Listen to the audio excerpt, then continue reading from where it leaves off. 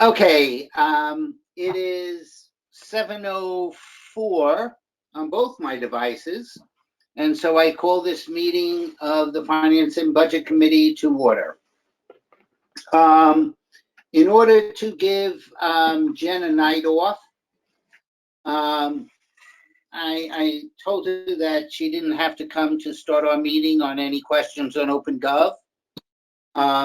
I will tell you some things that we have suggested as a team based upon some feedback that I got from Bert and some of my own questions to Jen. And I should also say that Jen said if anybody does have questions on the usage of OpenGov rather, to give her a call. Remember, she's off on Fridays, or write her an email and she'll get back to us. But because I like Excel sheets that have frozen frames, you cannot do that. But what you can do to get the header and the left description and all of the data on a single screen is you hit Control and then the minus size, and that will lower the font so that everything fits on the page. And then if you need to get it back, you hit Control and the plus sign, and that allows you to adjust the fonts on the screens. For future reference, and this is one of the things that came up from Bert, was we're requesting that in the explanation of a expense or revenue, if it only is a 5-month revenue in the year to date, that's indicated. So it becomes a little more helpful.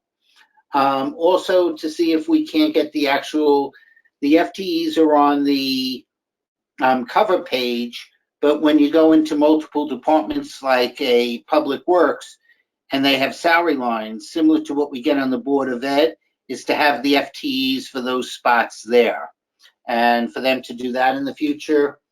Lastly, we figured out we like the A through D designation on the expense side, which actually Kate said she did it for her own use in determining when to do a department, but I think it's really good. Several other feedback I got was that it was good, but we've asked them to also do an A through D on the revenue side, because you can get an department like building department that may be a C or a D on the expense side, but the revenue, it's an A. So that way you understand what revenue it's modifying as well. So those are the inputs to date. Does anybody have any problems using this? I will tell you, I've asked for several detailed analysis, or if they have a schedule. Yeah.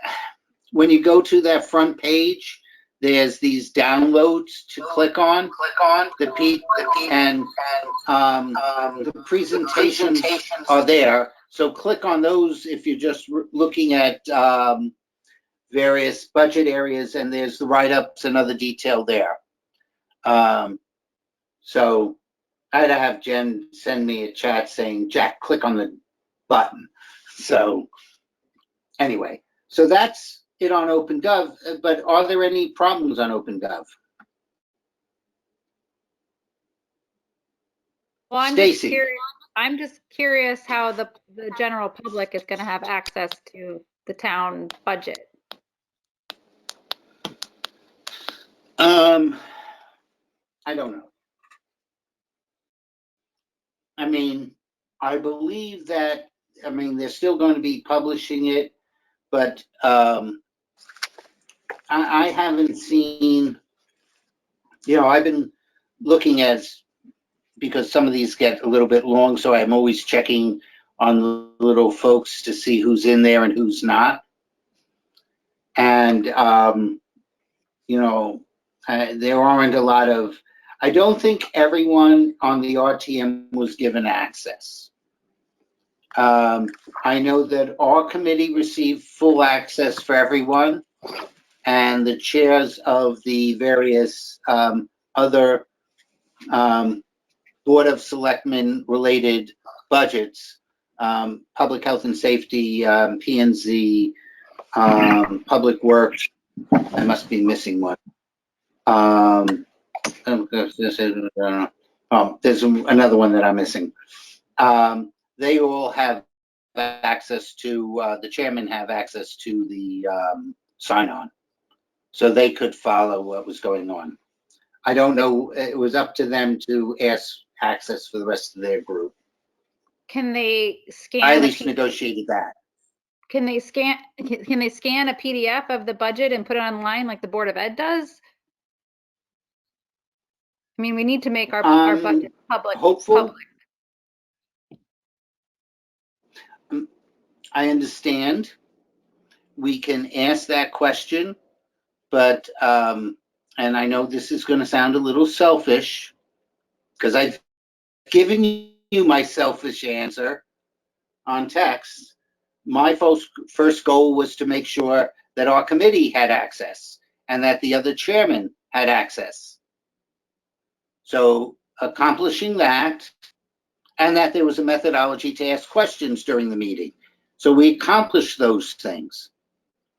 And so I'm grateful that that's what we accomplished. That doesn't answer your question, does it? I thought that was Go the ahead, point. Jen. I can't see everybody waving there. Yeah, sorry, I'm supposed to tell you. Jan Raymond and Jenny both have their hands up. Sorry. Thank you. Yeah, I thought that was the point of OpenGov. Like that's the whole reason why we have it, is so it's transparent and anybody can see it. So just curious if and when there'll be a link that the public can jump on and I think see what. I don't know. I can ask that question. And that's about the extent of what I'm going to ask. I know they're going to publish the budget as they always do in the Darien Times. But I can ask that question. Jan? I have the same concerns as Stacy and Jenny. And as a member of F&B, it would be nice to know that other people have access to the budget in case someone asks a question of one of us, or we want to talk to somebody else about it. They won't know. I'm unhappy with this situation. Let's just put it that way. So it is on the town website, guys, not in the format of OpenGov, but it's, you know, there are some worksheets presented and the summaries are on the website. But not the budget, Um, not the full budget. Usually, Not the detailed budget. Usually the full budget's available. The full budget is available which has From last year. no, the recommended budget for 2022 is on the website. You can't deep dive into anything. No, you can't deep dive into it, but it has every line item and has actual 2018, 19, 19, 20, 2020, 21. I mean, it's got 1, 2, 3, 4, 5, 6, 7 columns, and it's got every line item. And quite honestly, up until this year, some of the deep dive that we're now able to do by clicking on something and seeing what's meant, we didn't have until this year on OpenGov. So last year, we didn't have that click down and find out that, like in Park and Rec, they're buying new boards, some snorkeling equipment and other things like that. We wouldn't have that detail either. So as long as the overall budget with line items are there, I think they're good to go. And from the RTM, you know, as I said, if other committees want their members to have fuller access, that's for them to speak to Kate and Jen about. And then you can go, and they do have, like, if you go all the way down, you can you actually can drill down. You can do this. I don't know if y'all are looking, because I have everything on my computer. You can go, if you go page, so if you go to,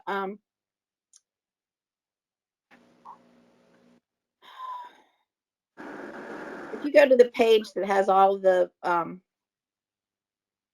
you can type in budget in the search. You can go to the current budget and you get click to review the executive summary, the budget presentation, and then the complete budget, which you can't go down. But if you keep paging down, there's a whole bunch of stuff, and it says click here to explore dispatch wages and overtime. Click here to explore pensions and contributions. And when you click on those embedded line items, you get into OpenGov. And you can. So I just put budget in the search and I see adopted budget for fiscal year July 2020 through June 2021. I don't see anything else. So it needs to be moved. It needs to be made. If I don't see what you're seeing, so I'm not saying it's not there. I typed in budget. They need to move it somewhere And that's easy. The second line item says proposed budget, welcome to town of Darien.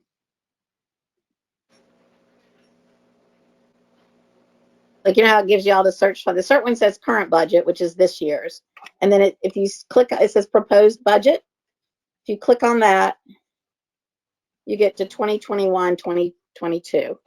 I searched proposed budget and that's No, I just, found, oh, you did for proposed budget? Okay. and It was Put it in the the chat. presentation. So if you page down, Yeah. you see it's got summary of proposed expenditures, and then it's got all these little dots, and there are little blue things attached to it. Say click here, click here, click here. Yep. If you click on those, you go into you go into that section of, I mean, that's definitely from, and then you can. So for me, I had to search proposed budget. That's how I found it. Okay, so it's there, and I'm not going to get into the nuances of how they should be doing it on their website. I'm more interested in what the actual budget says. Jenny, did you just distribute the link to what Iris is talking about? Jenny? Yeah. I think I just saw the link gets you there. Okay, thank you. It's under link Department is- Services, Finance, Open Darien.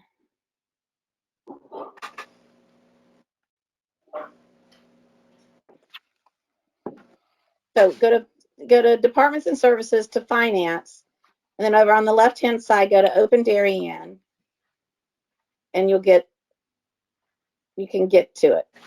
I mean, it's a little bit different format, but you can see major capital project. Actually, that will be good for us.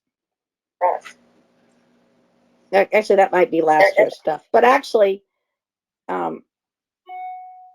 there's town administrator's proposed budget, and go there. So it's not front and center, but it's not. I don't think I wouldn't call it hidden. I don't think they're. Yeah, I in mean, other words, it's sufficient enough for those who want to look at it, and for other committees, if they need to look at it, they can call Jen or Kate as well.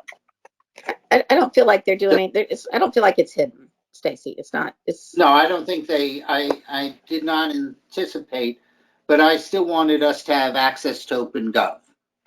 yeah, no. Because it does allow us to have certain analysis and other things beyond this year's budget, and it's been something I've been trying to get to for more than a year, but I think they wanted it to be at a certain stage. They're at that stage. So this isn't just for budget. If you want to look at any information throughout the year, F&B now has access, and you have to go do that. And I think that's good. So that's part of the reason why I also negotiated for us to have it. Okay, so nothing else on OpenGov. We can move on.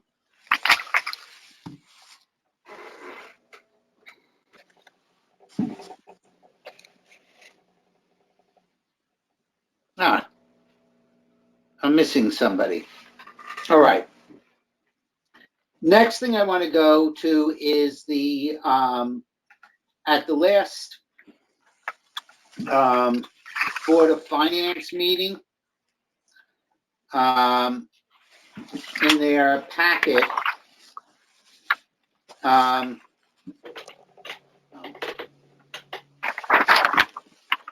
Pardon me, I have to get all my devices in sync. Yeah, can I just interrupt for a second, Jeff? Absolutely, while I'm doing computer stuff anyway. Go said- ahead. I sent Iris, Jenny, and Stacy the link just now, so one of the three of you could distribute it. I just didn't have everybody else's addresses where I was. But, I just sent you all No, the. that's fine. Jenny put it in chat. You know, that little bubble Okay. thing is how Okay. we're asking questions. So, it's there.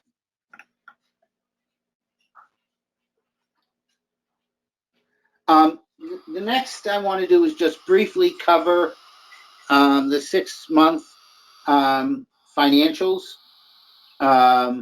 which was done in about 5 minutes because the Board of Finance meeting was all about 35 minutes, the last one. So that just some of the interesting things that are there. I think it starts if you can bring up their slides on page 9.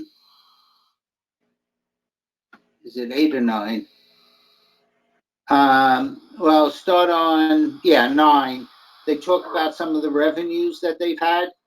And one of the things that I like in the Board of Selectmen budget is prior to their comments, they have the average collected or expended over the last 5 years. So you can look at what the comparisons are, which I think are very helpful over the similar period. So they're ahead on collecting taxes, down on other revenues. I'm not worried about intergovernmental. Other taxes, they're up.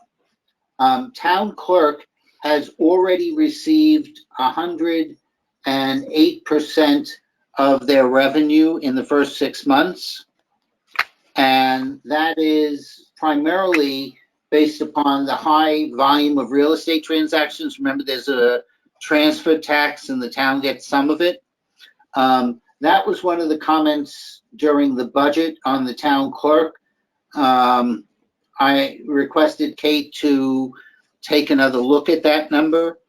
I personally still believe, and they're down about 10% in their revenue side of the budget, but I still believe that the exodus out of New York, as well as the fact that mortgage rates are so low, that we will continue to see refinancings as well as real estate transactions in fiscal year 22. So I think that the number that they recorded in there should be significantly higher. And part of it was looking at this. Building permits is down. We've been recording that $759,000 for a whole bunch of years. Because every year we anticipate that the buildings are going to start. And right now, only one of the 3 are actually moving forward. I will tell you that the fact that all these buildings are, not as occupied as they were, could have a reduction in our grand list. Because the building isn't there anymore. So you can't tax on a building that's not there. Or when they remove the personal property from the offices and that, we can't tax on personal property that were in buildings that are now empty. So that might affect some of our grand list when we're looking at it. On the expense side, Jack, if I may, do we get the tax, the whatever the construction site may be for a building that's going up after a building has been taken down? Yes, part of the building department will negotiate with the contractor. This is similar to mortgage construction lending, which okay. I looked at one time in my life. You negotiate with what stage of the building completion you're in, And from the mortgage lending, they're going to be giving out money based upon the stage of construction and meeting certain guidelines before they're getting the next round of funding. On the tax side, we're going to say, oh, this is going to be a $10 million building. You have 20% of it done. Hence, it's now $2 million we're taxing you on. And I just made it very simple, but it's basically that. Okay. So it parallels that concept. Yes. Okay. The expenses seem to be pretty much in line of what was approved. Year to date, they're at 52% used, and typically at this time they would be at 51% used. So it's not too far off. And again, these are important numbers to look at. Some of them have, some of them are 4 months, some like legal's only for 4 months. Some of the revenues are only for 5 months. So this is part of why we want to have some of this indicated what the month lag is. On page 13 are some of the grants. And the contingency account, the 300,000 that they have approximately used about 80,000 of it for park security, vehicle sanitizer, and a tuition reimbursement that they didn't anticipate. There's a salary increase contingency that they've used about 84,000 of, leaving them 53,000 available. This is for union contracts where we put out a bulk for whatever it might be in the prior year or when we're negotiating. We don't get into a lot of detail because that's telling the unions what we might be willing to pay.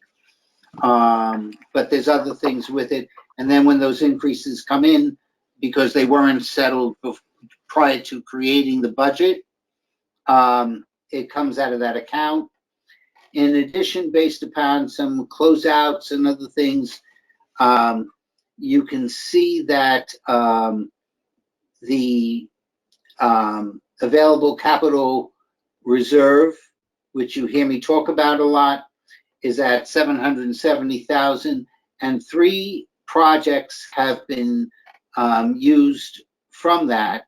I'm a little surprised because the basketball court must have cost about 16,000 more, because I don't believe the Cherry Lawn basketball court was cut. So that should have gone, and I see 16,000 for that. The Roten Heights Fire Department bay doors for 10,000, and access for the police building for 33,000, which means they have approved those capital projects and taken it out of these funds, which are really the amounts that we've already taxed our taxpayers for.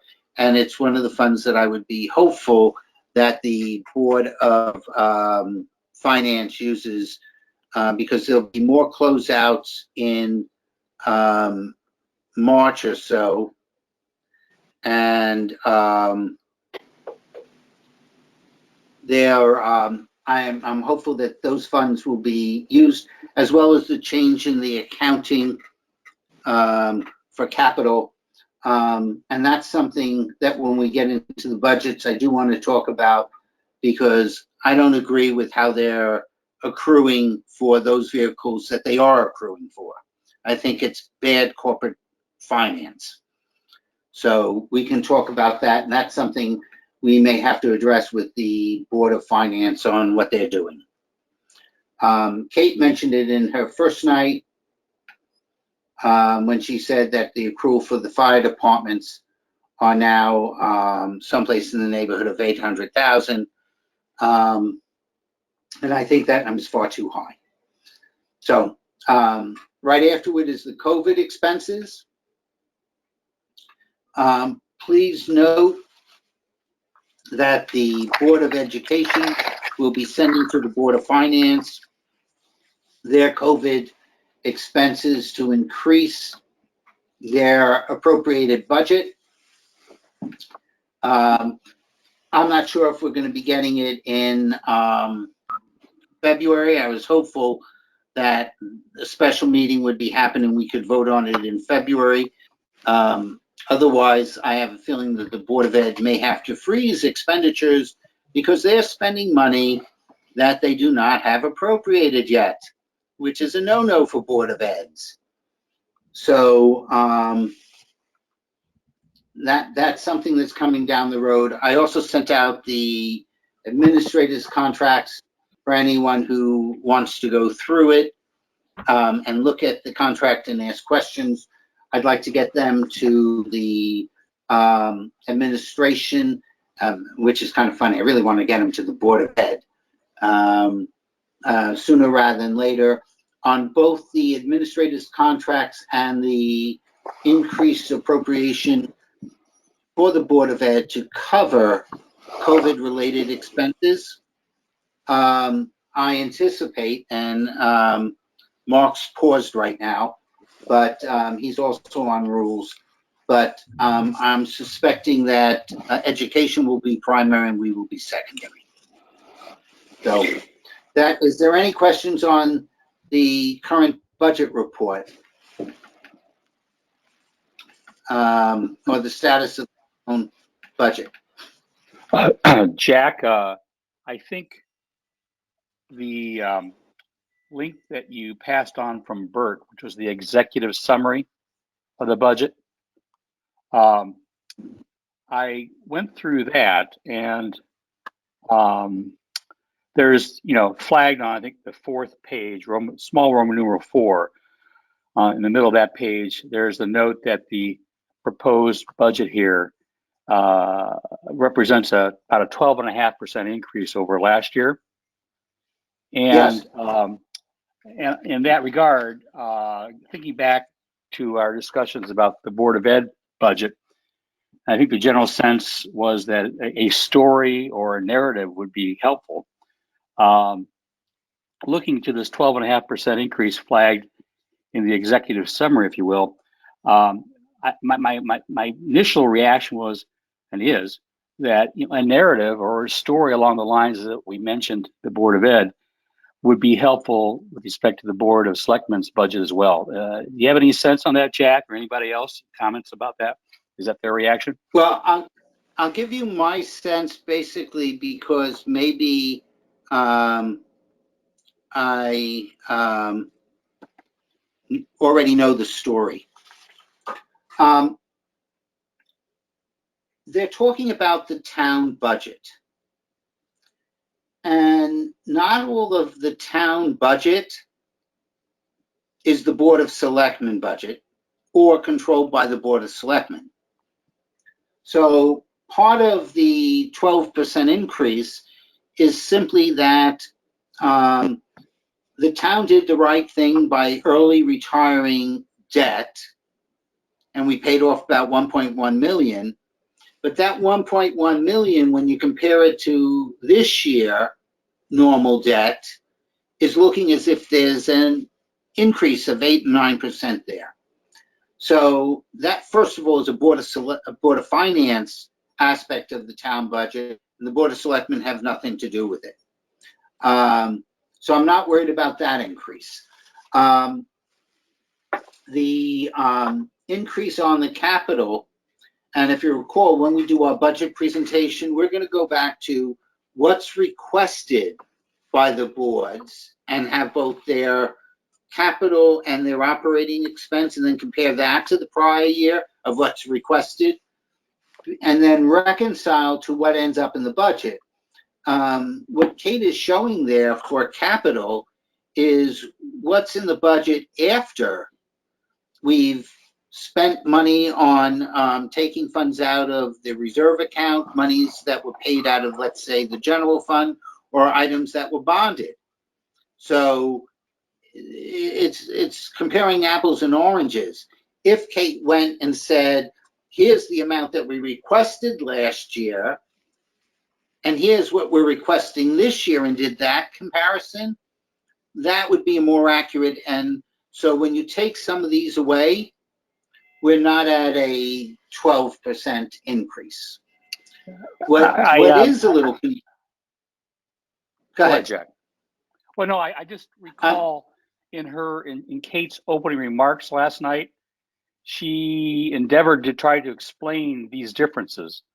And my recollection is that some of the Board of Selectmen expressed that they weren't quite following the movements back and forth. And it's in that spirit that I too, when I was listening to those opening remarks, and then I went through, I think your explanation helps explain and provide that narrative. But I think that it would just, again, be helpful if that kind of summary of those kind of movements and different pieces be kind of put together in an introductory narrative. That's just my reaction, Jack. Yeah, I think part of the problem is that, and by the way, I will also say, because, and it's part of the nuances of the budget. So when we look at a Board of Ed budget, we're seeing a net number because they have their revenues in their overall budget. And the only thing that potentially is a revenue associated with the Board of Ed is educational cost sharing. But because that comes after the fiscal year, it's recorded in the town side. But the Board of Ed is a net number of revenue and expense. On the Board of Selectmen side, the revenue, once you figure out all the expenses of what we have to tax for, what we're paying for capital out of taxes, what the operatings are out of taxes, we then deduct the revenue from that, and that comes to an amount that needs to be raised from taxes. If we go back to the slides that I've been doing, and the committee's been presenting on the budget, we're actually trying to change how people look at the budget. I'm not sure that the town is ready to change how they want to look at the budget by saying, because they'll say, oh, the town side only had a 50 basis points decrease from the prior year. Well, last year's 50 basis point decrease on the town budget included the pay down of 1.1 million in debt service, which the Board of Selectmen do not have anything to do with. So, true, it's the town budget, but it's not Board of Selectmen budget. And I don't think the Board of Selectmen's ready to indicate this is the only part of this budget we control, because the numbers might look a little bit different than what they want to say publicly. Jack, first of all, I apologize. I saw the meeting is at 7:30, so I'm late. As to Michael's question, nobody is talking about 12.5% for the Board of Selectmen budget right now. And if you read that in the paper, just throughout the newspaper. We know from a meeting earlier this week that the town is trying to come up with a budget that reflects the 3% target set by the Board of Finance. And we already know what that amount is to get there. That's the amount and it's about $2 million that they have to find to not stay with the 12.5%. And there's different ways to get there. And some of them have to do with census, and some of them have to do with revenues that I believe are underestimated for now. And some others, as Jack said, have to do with how you fund yourself. And so in the end, this will be a different process, as Jack just said, from what we had last year. And so I think we're gonna come up with something that all want to live with, because in the end, I asked Jack that already a while ago. What do we expect the mill rate increase to be? Because that's what this is all about for the people we represent. So they are working on that, and I think it's very important that FNB is involved in that process. But we can't just look at headline numbers right now when this is all moving. Okay, and I think everyone is moving in the right direction. I have no doubt about the fact that people are not political in this. People are not trying to make statements. Everyone is trying to come up with a good budget. Right, Jack? You're more confident in whether or not people are political in this than I am. There is a lot of politics going on in this, but and that's part of the reason why the town claims that they have lower budgets when it's actions on the capital which they don't control, or the debt service which they don't control. So I don't fully agree with that. But I will also say that if you go back into the prior minutes, maybe it's the December meeting, the Board of Finance clearly states that their target for all businesses, you know, the two boards and the library, was a 2.5% increase.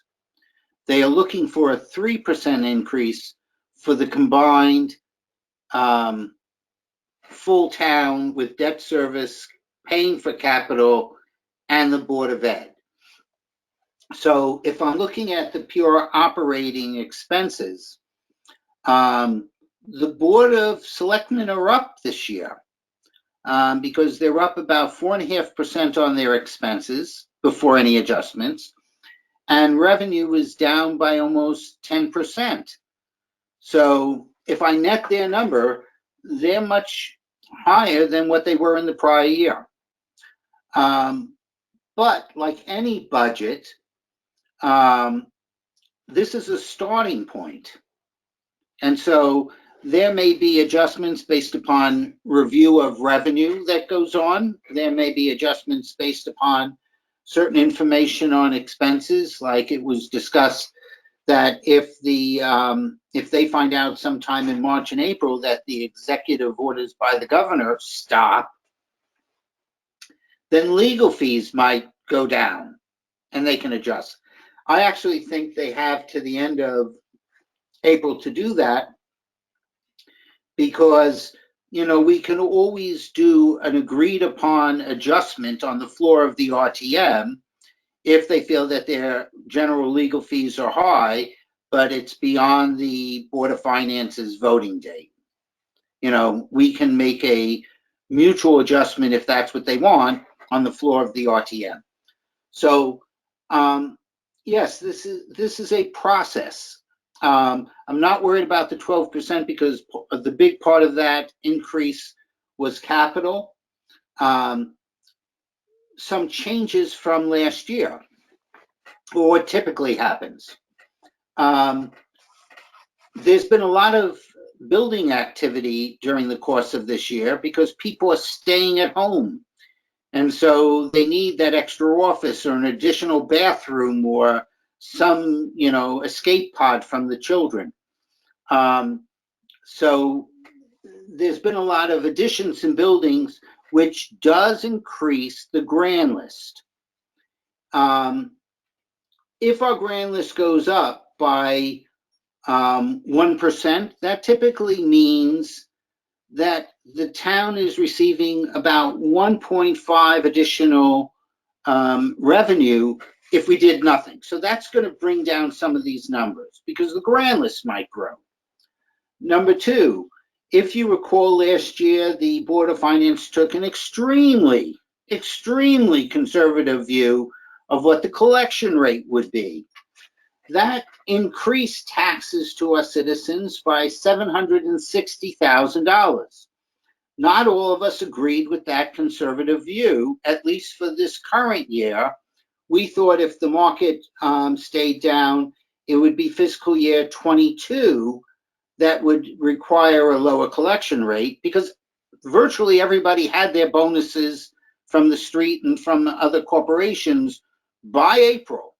So payment on taxes would most probably continue. And we've seen a very high collection rate this year, consistent with that. So that's adding about $760,000 back to the funds. So just on that, a 1%, the 7 over there, that's about 2.2 million available to reduce the expenses that we're seeing in the operations from both the Board of Ed and the Board of Selectmen. Then there may be additional funds that are available based upon what's sitting in the capital reserve account. We saw it 700,000. As they close out accounts to be consistent with the guidelines that's been established, which will not be accruing for all of the vehicles anymore. In addition, they'll be closing out projects which typically only had happened once a year. But if you looked at the September schedule, they had invoices waiting from October, November, December. We'll have it all then. But then it wait a whole nother year before the project be closed out. That I anticipate will be happening in March. So there may be another 100 to 200,000 of funds going into that account. So when you add all those up, the Board of Finance has quite a few areas of which they can choose to pay for things that weren't being used to pay last year.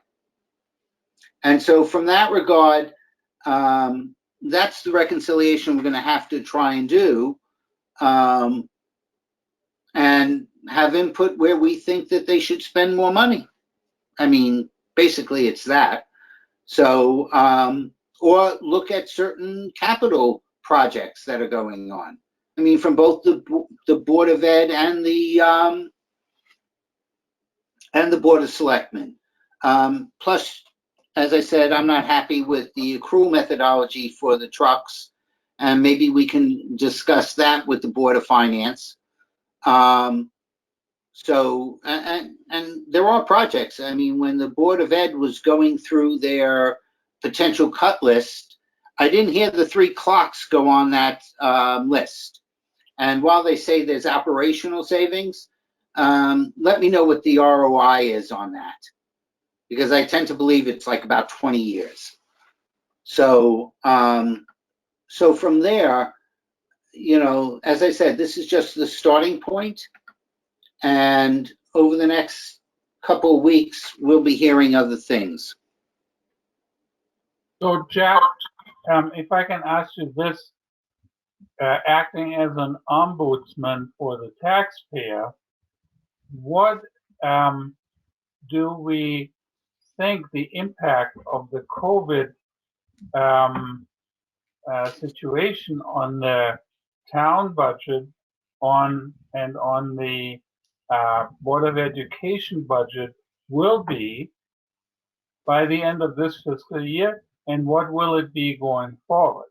Also, if there's an negative impact, which everyone expects, especially for the Board of Education budget for the current fiscal year, how is that going to be covered? Okay, how is the process for the RTM to cover that? How much is it?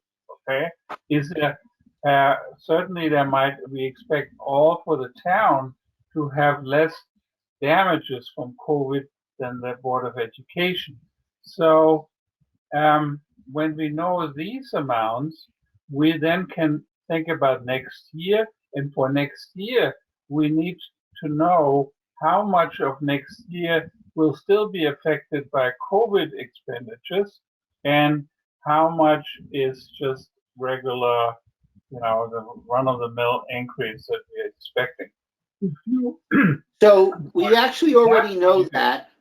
If you go to page 15 of the January 19th Board of Finance schedule, for the period covering the fiscal year 20, it appears the town and the Board of Ed spent approximately $490,000, and the net total is about 232 when you get rid of the Secretary of State, Health Preparedness grants, school grants, local district grants, FEMA grants, CARES grants, and others. For the town side, for the first 6 months of this year, there's $97,000 of expenses.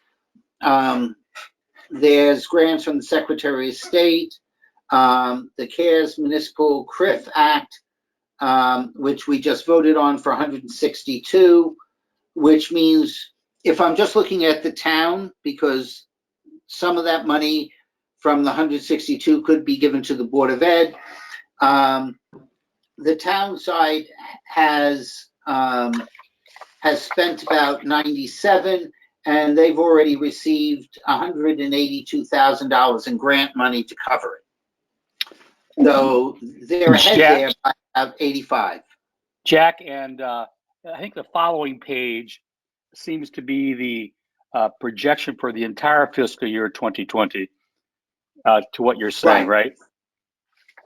Let me see. And there it looks like with the grants, the town's expected net overall expense for the full year is about 50,000. If I'm reading it right. Yeah, I think so. I think that the town is expecting, and they've actually put into some of their budget about 50,000. The Board of Ed has some cleaning supplies, other things like that, but there may be some additional COVID expenses. They're currently in the conversation in their board of whether or not they should be budgeting for that in RC 28. No decision has been made on that. But that's something coming out of the Board of Ed, which they will then have to substantiate with the Board of Finance. But there's like discussion, do we need the extra nurse or something like that? But the town, and I hate giving wrong numbers and other things like that. And I've seen quite a few of them, but I believe the Board of Ed at last Tuesday's meeting, sometime at about 3 in the morning, because that meeting just kept on going on and on. They approved the going to the Board of Finance, and I thought it was for someplace in the neighborhood of about $2.3, $2.4 million. Now, some of that will be reduced by savings, but they're asking for appropriation of $2.4 million. The process will be to go to the Board of Finance. From the Board of Finance, it comes to the RTM for approval. And then there may be other offsets to that, but they can't be direct. So if we get more money for excess cost reimbursement, we can't move it to the COVID expenses because those are to offset the special ed expenses. Very specific on that. However, the net of excess funds of what the Board of Ed may have ends up going back to the town. So I would anticipate that it's not it will be under 2.4 when everything is said and done. But they need 2.4 to cover their expenses to date as well as anticipated expenses. Is that, Stacy, can you comment on that? Were you Correct. still on? I was still on, correct. Okay. Yeah, I had requested that they just don't come in with 2,383,047 cents and just round it up. But apparently that fell on deaf ears. So, so that's what I anticipate from there. I do believe Kate has said that she's building some COVID expenses into this year's operating budget. One of the things that we will be requesting is if she can just provide a list of what those expenses are. Now, part of that is because we should expect them to go away next year, the following year, and providing COVID's not here anymore.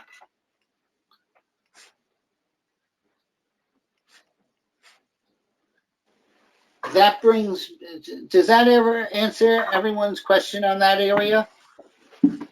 Because it actually falls into the next area, which is we've heard certain departments be covered. I have a list of certain things that they were talking about for potential cuts and other things like that. But what areas do, people, what are your comments on those budgets?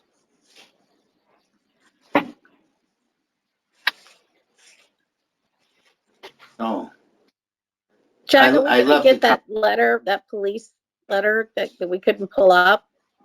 Do you know what it says? Yeah, I know what it says basically. Basically, Brent was getting out ahead of the budget cycle by telling us all the good reasons why the civilian dispatch was good. That was basically it. Well, does it show numbers? Like, is there numbers that says, this is how many calls we have, this is how many calls that get taken, this is how many people that take them, this is why we need more? This is like I don't understand why we need more. I just really don't understand it. I think once again, I can't answer, but it's worthwhile to pursue that in conversation with them. Stacey, you had police in the past. Do you want to answer that? No, that's something that we've been asking for as well, and we have never gotten. Okay. And when you look at their, like, why they want it, their proposal thing, it just talks about putting the police back onto duty. But like, so does that give us, it gives us 3 more bodies and a police body? So it's really 4 bodies that we're getting. And, we answer our calls and, with 96% get responded to and within 10 seconds or something, which is the requirement. Our calls, if you go back and you look at our total calls, they've been going down since 2017. So, like,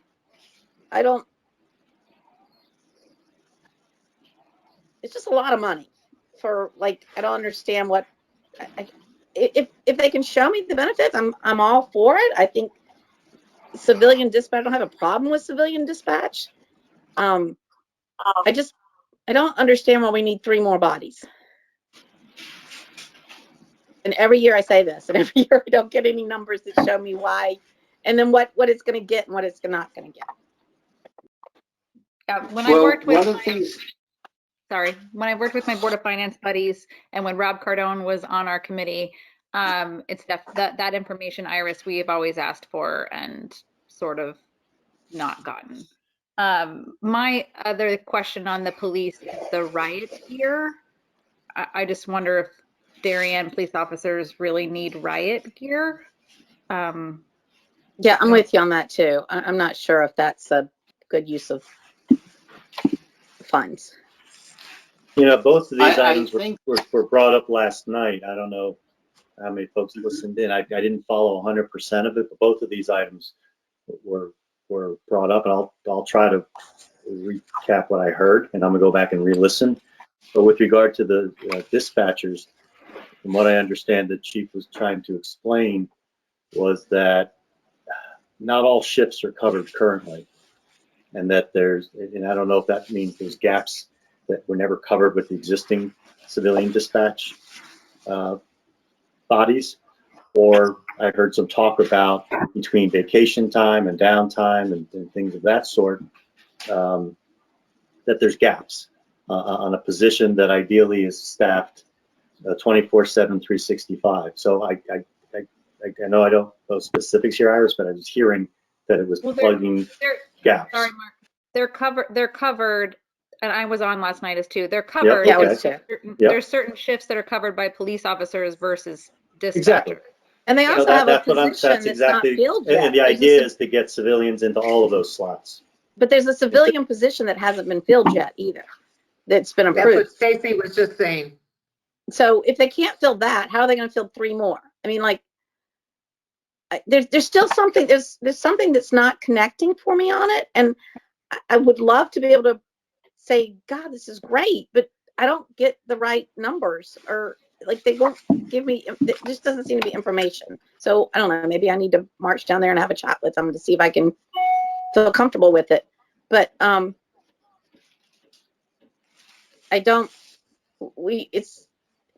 we don't seem to be not getting, we seem to be taking care of all our calls. We seem to not be needing any more police work. We seem to be covering everything. There doesn't seem to be any emergencies that haven't been able to be covered by our police force. These civilian bodies are going to need more uniforms, which are going to cost more money too, which I'm not really sure why they wear uniforms, but that's really not my decision tree. But I think Iris has a good point, because what she is looking for, I believe, is some tangibles. Okay, like we just read in the Darien Times today that car thefts have in a year. So, is there any way that has to do with not having enough police out and too many police in the office responding as to the telephone calls? So that's the kind of thing that they need to speak to us in a language that we understand, and that hasn't really happened. For many years now, we're talking about the civilian dispatches, and we really haven't understood what it's all about. I haven't. Okay, so that's maybe my fault. I mean, I'm happy to go down and talk with them and see if I can pull some numbers out of them, but I guess I just don't understand it, and maybe that's the problem. I need someone to walk me through the process. Why don't I do this? One of the things, and then we can continue on the discussion, but I know that Brent is more than willing to attend one of our Zoom meetings, and we can get Chief Anderson here and whoever else is responsible for that, and we can lay out what we're looking for. Okay. From a numerical perspective. Jan. Great idea, Jack. It's a great idea. Yeah, I just wanted to ask. Jan? I just wanted to ask a question about the riot gear request. Do we know what that even includes? I don't understand why we need it, but I do understand that there's an increase in incidents of domestic problems in the country, but I'd like to know what is meant by it. So. Okay, that I can answer. I didn't fall asleep during that part of the discussion. Part of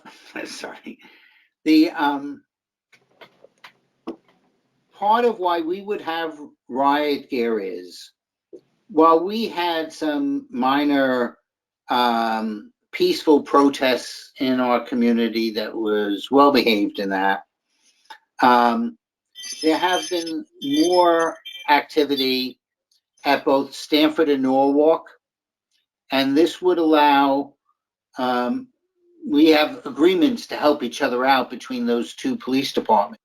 as well as New Canaan. This would allow our folks to be equipped in case Stanford or another community was having a riot and they needed extra police force, that we would have the proper equipment to have our officers protected while they were helping another community. It was not an anticipation that we're going to have riots or insurrection in Darien. Then maybe Stanford That should pay was- for that riot gear that they want our officers to wear. From what I understand, these agreements are reciprocal now, but Yeah. and under those agreements, I thought I heard the word obligated to provide support when Yeah. called upon. Yeah, I think these Yeah, and agreements are quite reciprocal. honestly, No, it makes I want to make sure that if there's an issue, I want our police officers to have the proper gear and stuff for them to be safe, as opposed to somebody else running. Jack, Jan's trying to talk. Okay. I was just saying that I get it, and I agree with you, and thanks for the explanation. Yeah, I'm not saying that we should do it. I'm just saying what they explained last night. Well, I'm not sure. I would like to read those agreements to see if we're obligated to provide riot gear, because I don't think any of the police should be having riot gear. I'm just going to go on record of that, because standing around when people are trying to protest in a peaceful manner and people show up in riot gear adds to stresses and encourages violence. So I'm just going to put that out there. I'm not in favor of the riot gear at all, unless the agreement specifically says we have to buy riot gear. And then obviously I don't. I guarantee it does not say that. I don't think most of the places anticipated riot gear when these agreements were written. And it might, and if Stanford's not buying extra riot gear for their police, then why are we buying all riot gear for our people? Because our people shouldn't be involved in the riots. I mean, I'm sure there are qualifiers for when we can go and when we can't go. And there weren't such riot. I mean, I think we're over anticipating stuff. I think the whole state's over anticipating stuff. And so we can't just go out and willy-nilly spend money on riot gear. It's the most ridiculous thing I've ever heard. Sorry, that's just my personal opinion. That's okay, y'all can laugh. I want to say jokingly, Iris, you know, sometimes I wish you would just speak your mind.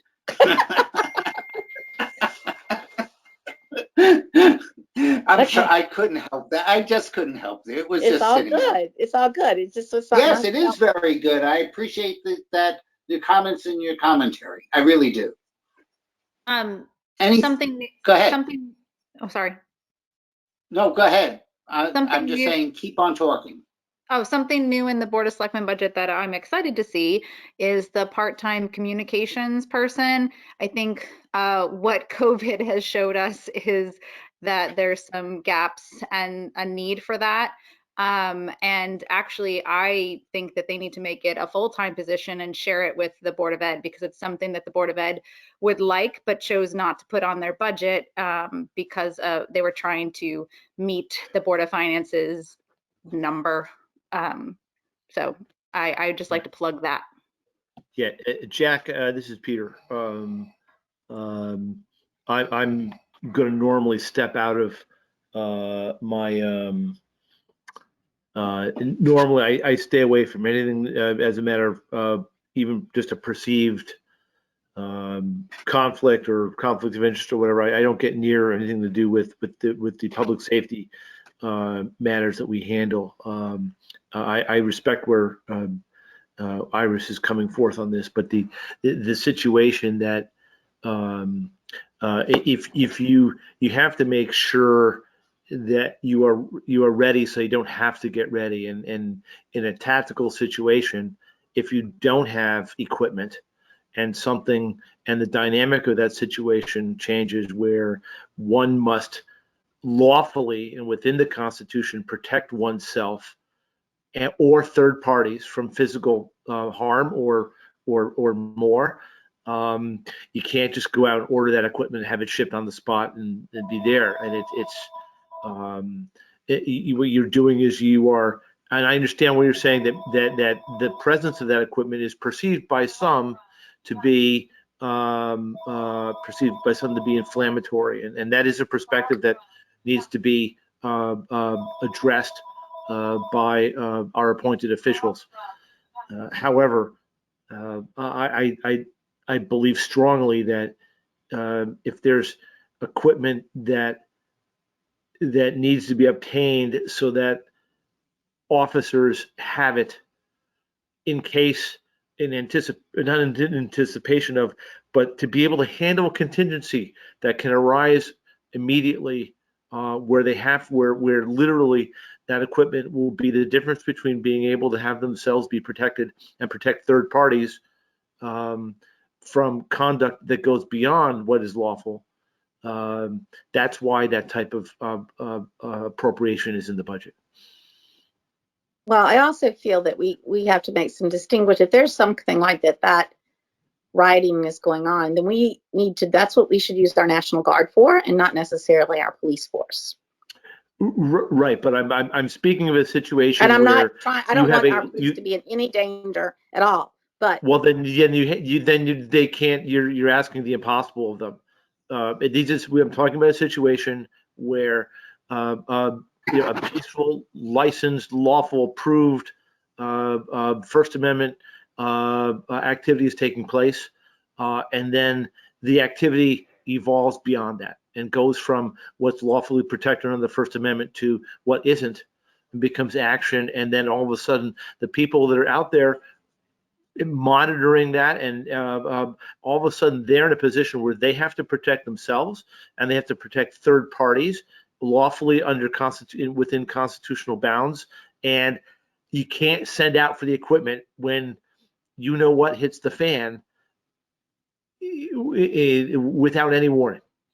And the only way to keep members of any law enforcement out of that type of situation is not to have them out there at all. And you can't have that. You can't have either. So let me put it this way. I defer completely to our appointed officials that in terms of these requests.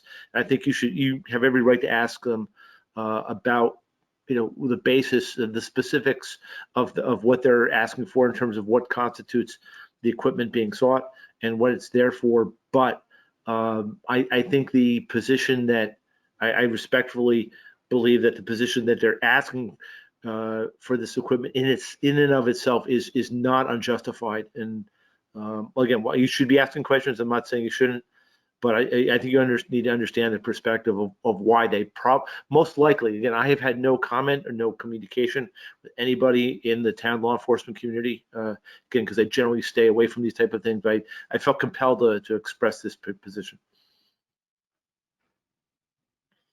and I hear you. I hear you, Peter. I do.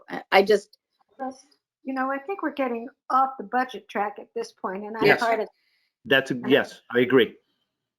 But there was a position I felt that needed to be, and I needed to offer a different perspective, and that's all. That's all I'm gonna say. Can I ask a question about revenues, Jack? Have we discussed revenues?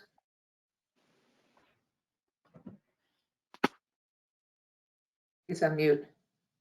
Can't hear you, Jack.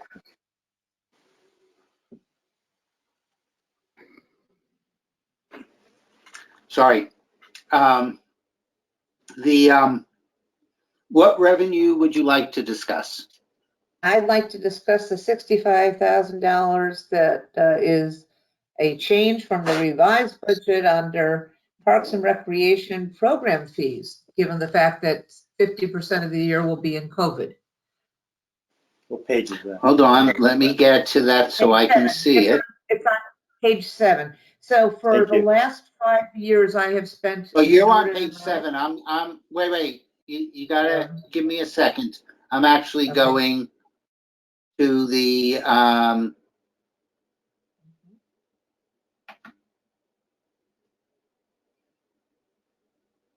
looking at the subtotals. What is the line item that you're looking at, please? 373.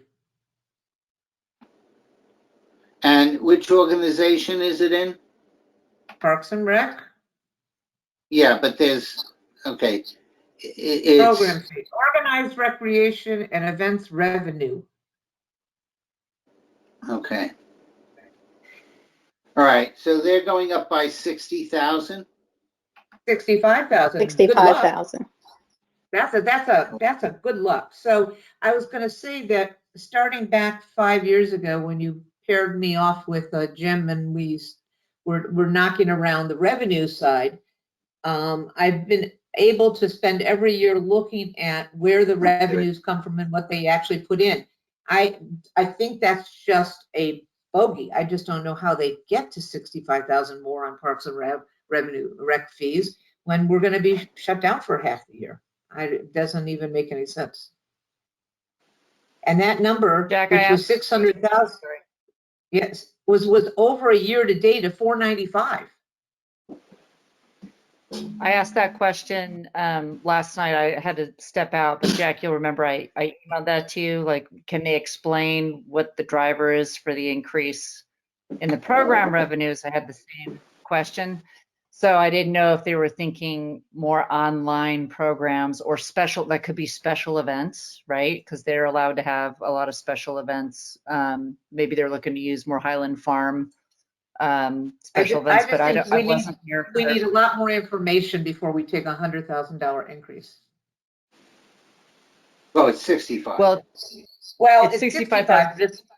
except it's 100 over this year to date. Right. No, but year to date is for 6 months. They're gonna have another 6 months of revenue. Okay.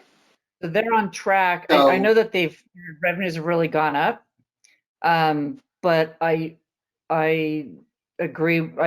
I didn't know if they ever had a chance to answer that question of where they thought that incremental, that's a 10% increase in revenue that they expect if they meet their target, which if they are expected to meet that $600,000 target. Here's what I'm gonna say. Kate addressed, I believed, all of the questions that we forwarded that were part of the budget. That being said, I'm gonna be very honest. I do not recall what the answer was. I don't think I they mean, did answer. they gave an I don't, answer. yeah, I don't think they No. said any, I don't think they gave an No, answer. I listened to last night and I didn't Okay. hear it either. Okay, I'm just wondering, I old, so sometimes they may have said something and I may have forgotten it. But yeah, I don't recall them answering that. Yeah. So we will pursue that of how they're asked. Jackie, that's a good perspective that it's online. So I think that it's interesting as an option to hear. Yeah, like Okay. they just launched an esports league online, like an online esport program. So I don't know if that's, Well, if I'm Could be. looking at the breakdown of it, they have 445 for program revenue previously run through this, which is pretty consistent. And they're looking for another $220,000 of additional program fees from new programs. But it's still worth pursuing. So we'll ask for something in writing. It just could leave you a bogey at the end, that's all. Yep.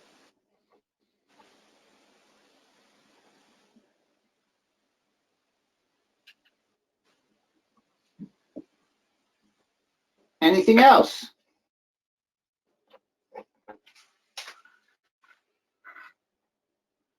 Anything on Public Works? I thought the library people did a good job in their presentation. Just a nice, I'd say something nice. I was going to say the same thing. And they came in at what, 2.9, I believe, in there. 2.67, I thought. But Yeah, maybe you're right. Anyway, it sounded like it seemed well thought out. yeah, I mean, some of the increase was, remember, they also have the same increase, and it's one of the things that I've heard several people want to have a conversation on, which is the increase in the pension contribution because the fund did not achieve what it was, not this current year, but from the prior year. Because the only way you didn't make money this year is if you were doing game stock and sold it short.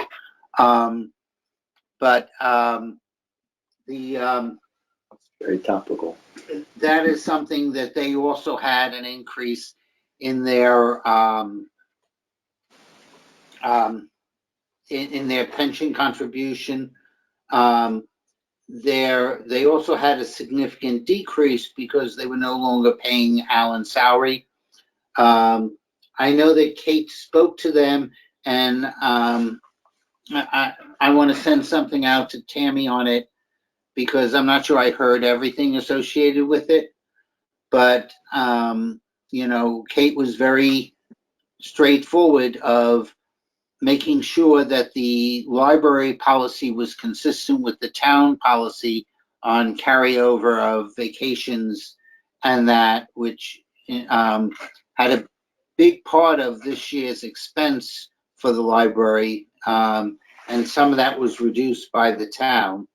And I thought several other people already had some of that outstanding. So that's something that I think they're going to need to reconcile. But I think they fixed their vacation policies, she was saying. I thought they said that. Yeah. It sounded like they could you could carry over a certain amount into the next year, but if you didn't use it within that next year, you lost it. You lost it. Yes. I thought that's I what I had believe that's heard. what she said. I could be a little bit off, but That's what I thought I heard too. Yeah, It's always I may five. just Tammy Slode, who used to be on our committee, I believe is now the is she the financial person, Stacy? On the library board, yes. Stacy there? Yes, on the Yes. library board, yes. So I can send a quick question to her, or give her a call and just confirm that. But yes, I thought they were talking about the same thing, and I thought it was right up in the document to have that.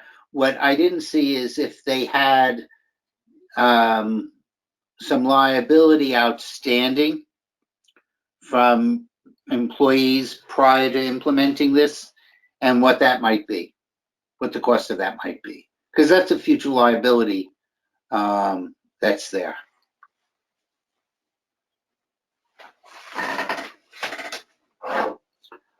Public Works, I do want to talk about the capital.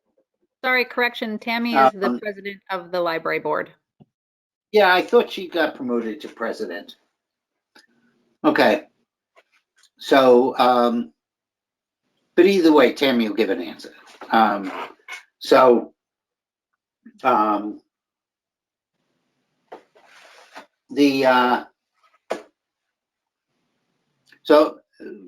Nobody has any problem with what's going on in the library from what it sounds like.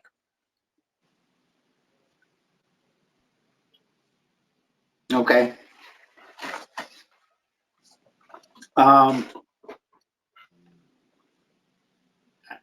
Let's see. I did like how they were doing their salary increases, that those who were under the median line could get an up to 3% increase, and the others could get up to 2%. And they stressed that it was a performance-based increase as opposed to an across the board. So I thought that was good. Public Works, any comments on Public Works? I did not get to stay up that late last night, Jack. I said I purposely was on for that portion. That went on after 8:30, if I recall. Mark, I didn't I'm see going to be that honest first with you. portion. I was struggling at that time. Yeah. Plus, I hadn't eaten yet. Well, that's on my Vimeo for the exercise tomorrow morning. So I'm gonna Jack, I'll have more input next time. Actually, I'm going to be joining the Public Works It's- next meeting as well. I just have a Okay. question for somebody to clarify. Under waste management revenues, 620, line 628, those tip fees, explain to me who tips whom? It's $50,000. Well, let's start that it's not, $50,000. it's not a tip the way you're perceiving tips to be. Okay. So what is it? We have a resident expert here. I'm going to defer to Mark on the tip So the fees. tipping fees are revenue. the tipping fees are what I don't have the line in front of me, but that's what the haulers pay to deposit their solid waste. Is that the line she's looking at, Jack? Yes, it's refuse tipping fees, and it's the lion's share of it, which is. So you want to know why it's Where are going you, down 628? $50,000? Okay. It's on page 11. Yeah, your page is different than my page. Okay, sorry. Mine prints. The tipping fees, they're showing them decreasing $50,000. And so are we having less garbage delivered to our? That trend has been We going could. on. I didn't hear the explanation, but that's a trend that's been going on for a few years. The tonnage of solid waste has been going down. Municipal waste has been going down as more was going into the single stream. I don't know if that's what the effect is this year, but I do know in past years that was a pattern. Plus, I think our fees were higher than Bridgeport at one time, to the extent that it was cheaper for the folks to go up 95 and dump it there, even with the cost of gas and time, than it was to dump it here. Okay. So, but we can ask that. I mean, part of it has to do with the deferral, but the refuse disposal fees are also down. You know, because there's been some deferrals of when you had to go and get your dump sticker and other things like that. And so when is it good to, and other things like that. So Deferred to like April, I think, yeah. Jack. March or April? Say that again? Deferred.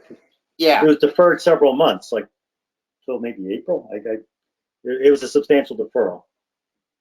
Yeah, I know at first it went to September, and then from September they may have deferred again.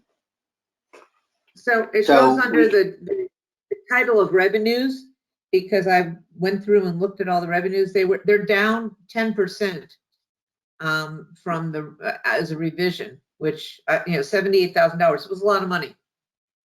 Yeah, so it's down in the disposal permits by about $18,000, and then it's down in the tip fees of about $50,000. Yeah. So you think that the permits is just a timing difference? Is that what you're trying to say, Jack? I think it might be a timing difference. I mean, one of the things that were asked on the chat was whether or not seniors would still get at least one free, and the answer was yes. So. And first responders. Yes, and first responders as well, yes. But is that something new, or is that ongoing? That's ongoing. But if you have two seniors in a house, the house only gets one free pass, so to say.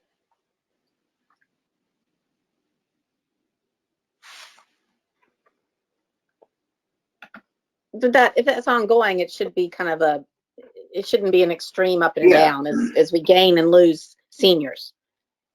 Yeah, I don't think it's related to that. I don't think it's related No, I don't think to that. It must be something else. Yeah, and I'm also trying to get through my head how delaying a few months on the permits would change the revenue as well. I mean, I know during the year they get a few people sign up in between the annual renewals. I don't know why that would make a material difference in the revenues. Well, we'll just double check on that. I Yeah, do I'll believe they follow up talked on that. about it. By the time Ed came on, I was looking for coffee. I'll go back and watch it and see. Okay.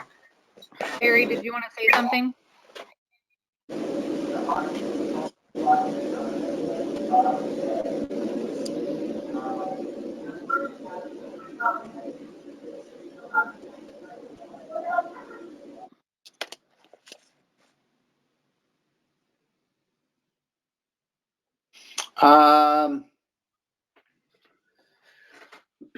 Is there anything else on the Board of Selectmen budget?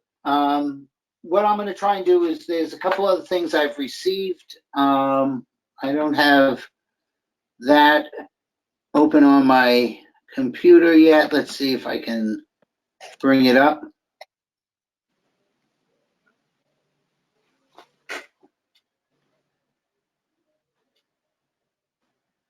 Here we go.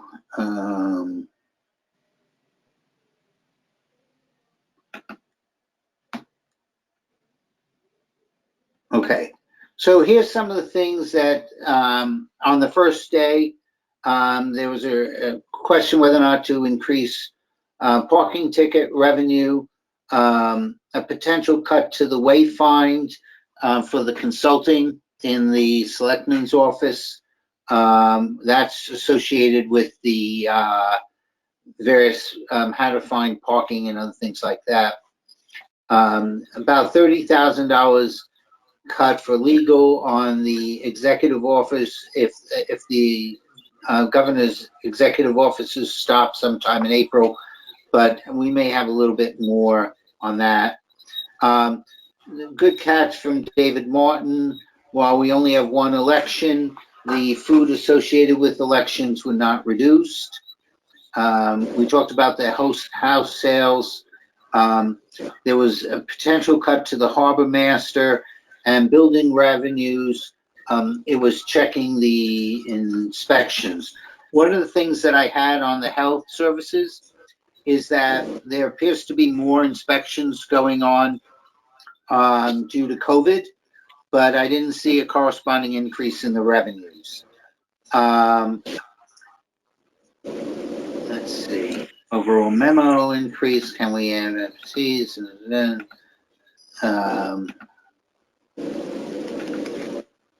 also they have cemetery cleanup for 10,000 in capital. I believe that's operations. There's also some small capital items that are like 5,000 in the capital side. I thought the intention was to clean those out of capital and put them into operating, because unless something's encumbered from one year to the other, we don't want to build up of those small capital accounts. That's part of the thing that we're trying to eliminate. So it's better to put it in an operating budget. From there,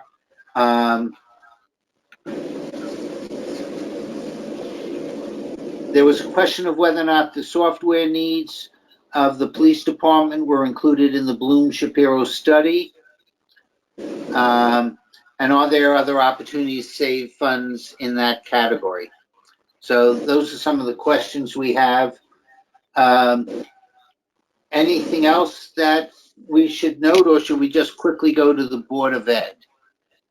One last question, Jack. We've in the past discussed the fire marshal and the revenues and the false alarms, the police department false alarms. But this year the revenues were way down on the fire marshal by $50,000, $53,000. Has anybody discussed anything that has to do with the alarm change? You were on camera.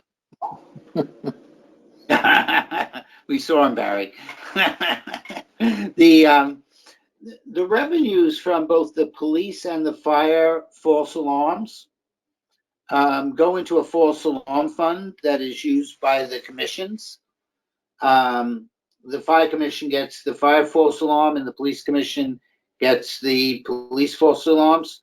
So whether or not that's up or down, that should be on the documentation that was sent by Jen for all the various funds, but that's really not in our budget.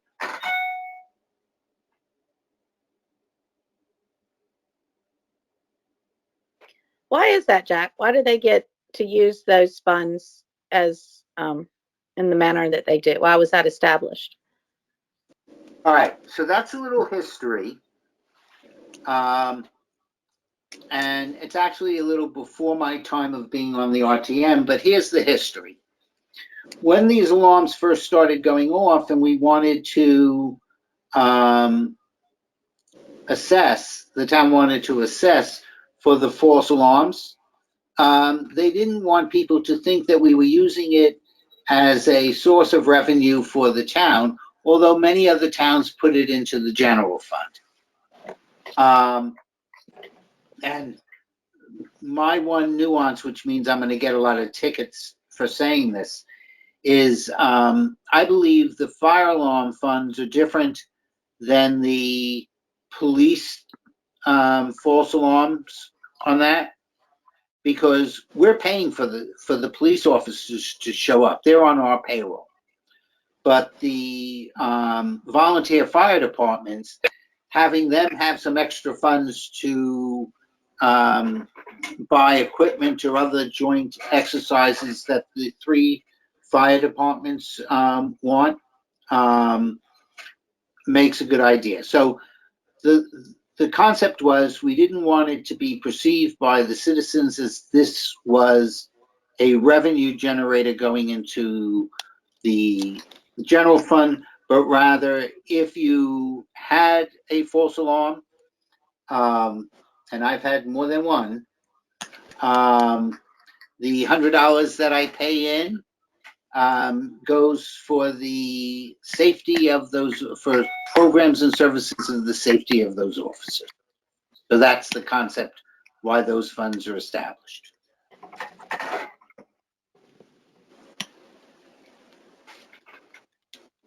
I hope that answers your question. Yeah. They do, at least on the fire commission in the past, and we'll see because they're there Monday, the fire departments. They have discussed some of the programs and some of the projects that they're using those funds for during the budget cycle, more so than I hear from the police department. So, or the police commission rather. So, I think on the police side, the police commission approves the use of those funds for the police. That's correct. If the police chief comes and asks for, he needs a new gun or he needs whatever, they use that fund to fund things that are not in the budget. Well, that was a little bit of a sore point because the police weapons are the property of the town. They're not the property of the police officers.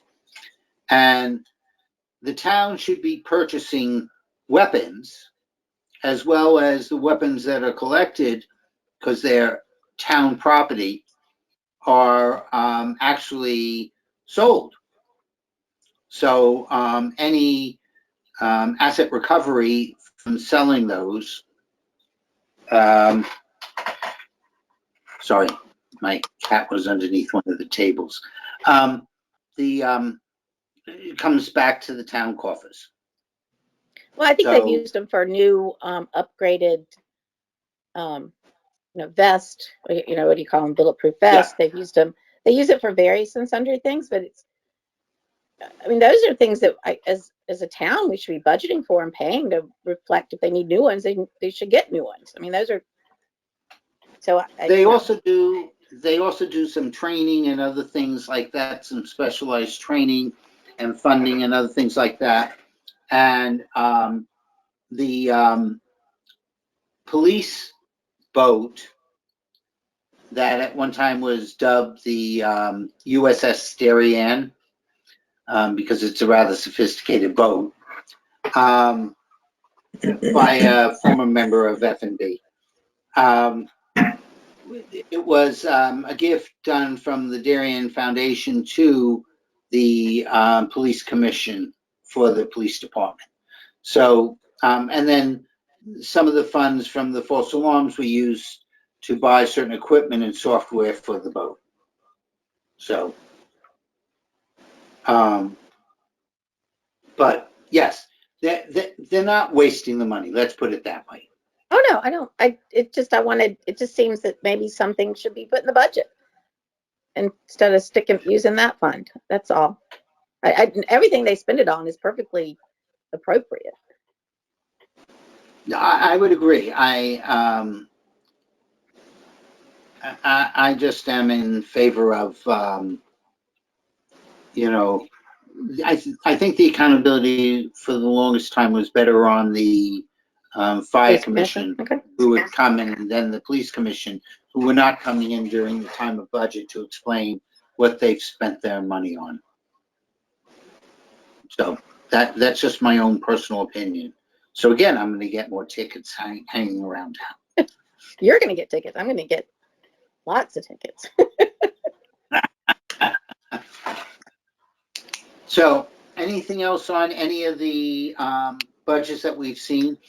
One thing that I'm going to ask is, as we're going into the other budgets and discussions, and this worked out well, Bob and Jenny sent some questions that they had to me prior to the last Board of Selectmen meeting, which allowed me to send them on to Jamie, Kate, and Jen, so that some of them could be answered during the presentation, if in fact they weren't already included in the discussion.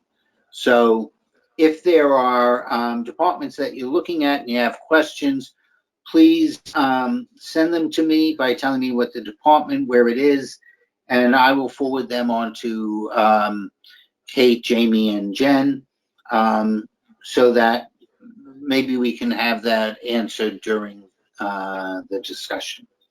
I'm also not sure what's happening with the buddy system, because some people like it and some people don't at the Board of Finance, but I do have the assignments that are going out, and so I will send that out. Please send me back what you would like to work on, and then we can you can contact your counterpart in the Board of Finance, and we'll see how that works this year. I think that we should continue to try and do that so that there's discussions on various things that are happening. So we can go from there. All right, are we ready to transition to the Board of Education?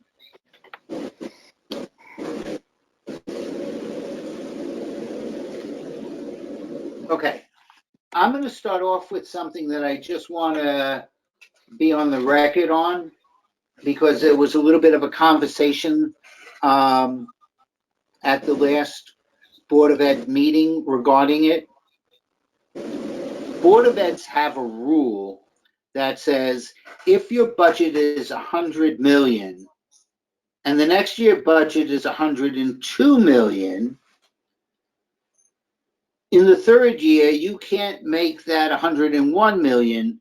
Whatever your base from the prior year is your base for the next year. You can't reduce it unless you have closed schools or have enrollment reductions, both of which aren't happening in this town.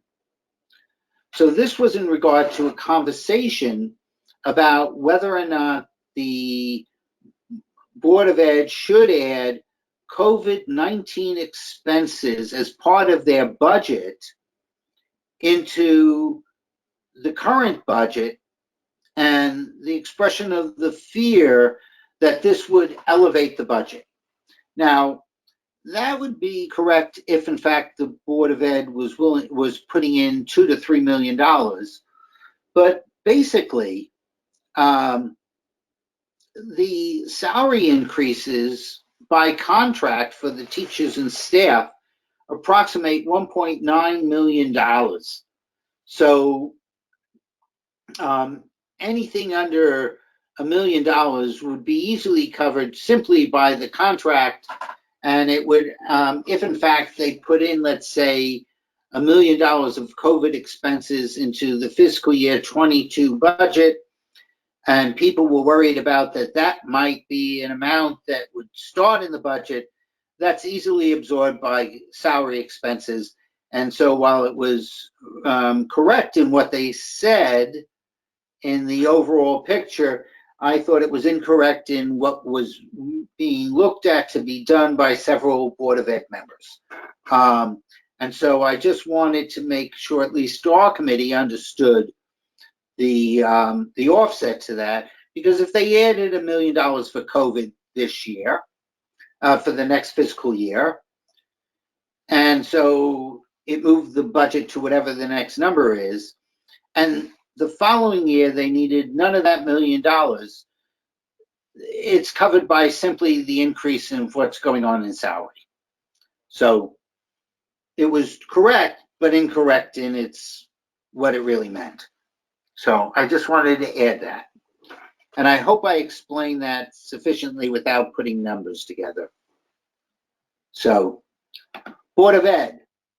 Comments on the Board of Ed. Stacy, I'm calling on you. Help me here.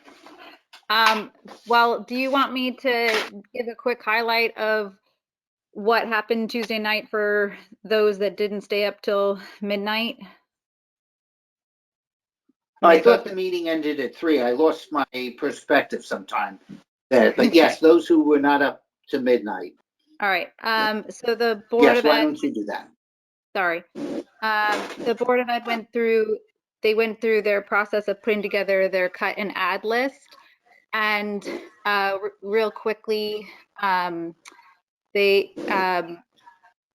put to add English teachers and social studies teachers back on the list, which would restore the team top model at the high school. Somebody put on the list to discuss cutting the teacher of the gifted.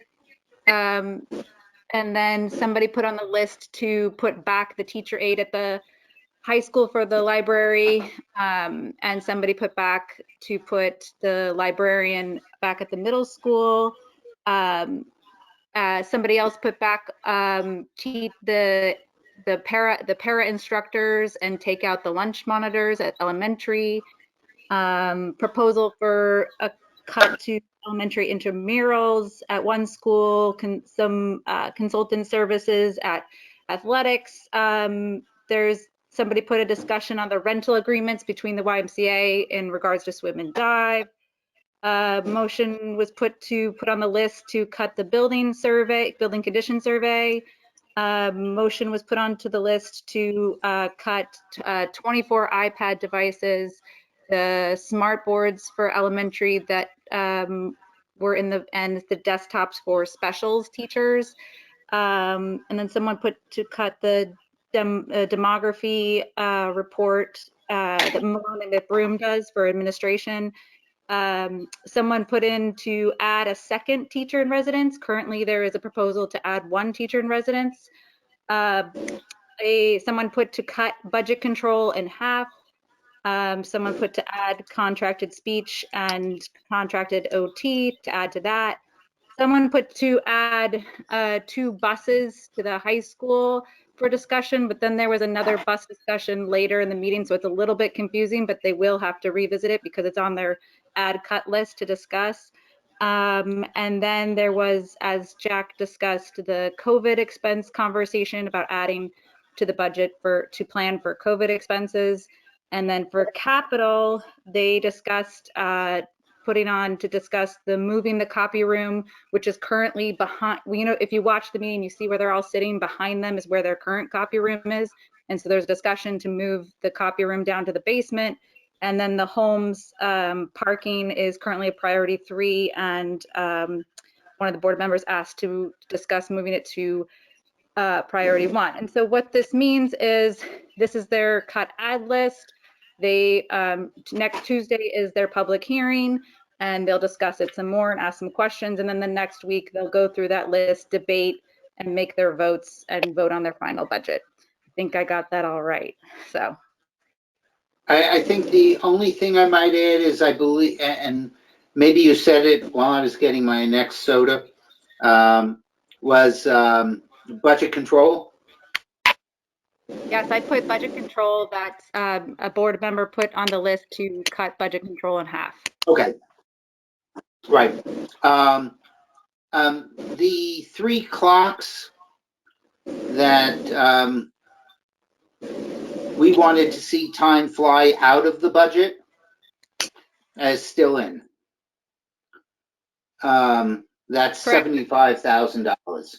Yes, that's on the that's in the capital budget, and yes, no one put that on the list. And as I pointed out to you on page 89, they say that it's if putting these in would actually save operating expenses. But as you pointed out And what's earlier, the return on investment on that? Based upon them saying that it's actually saving operating expenses, have they quantified those operating expenses that they're saving and what the return on the investment is on those expenses that they're saving? I think that's a great follow-up question for our committee to ask. Yeah, because I tend to believe that it'll take more time than what it is. So we're going to make as many time jokes as possible about these clocks. It's the new tuba. You know, my high school mascot was the clocker. Fun fact. God bless it. Any other comments on the Board of Ed conversations today?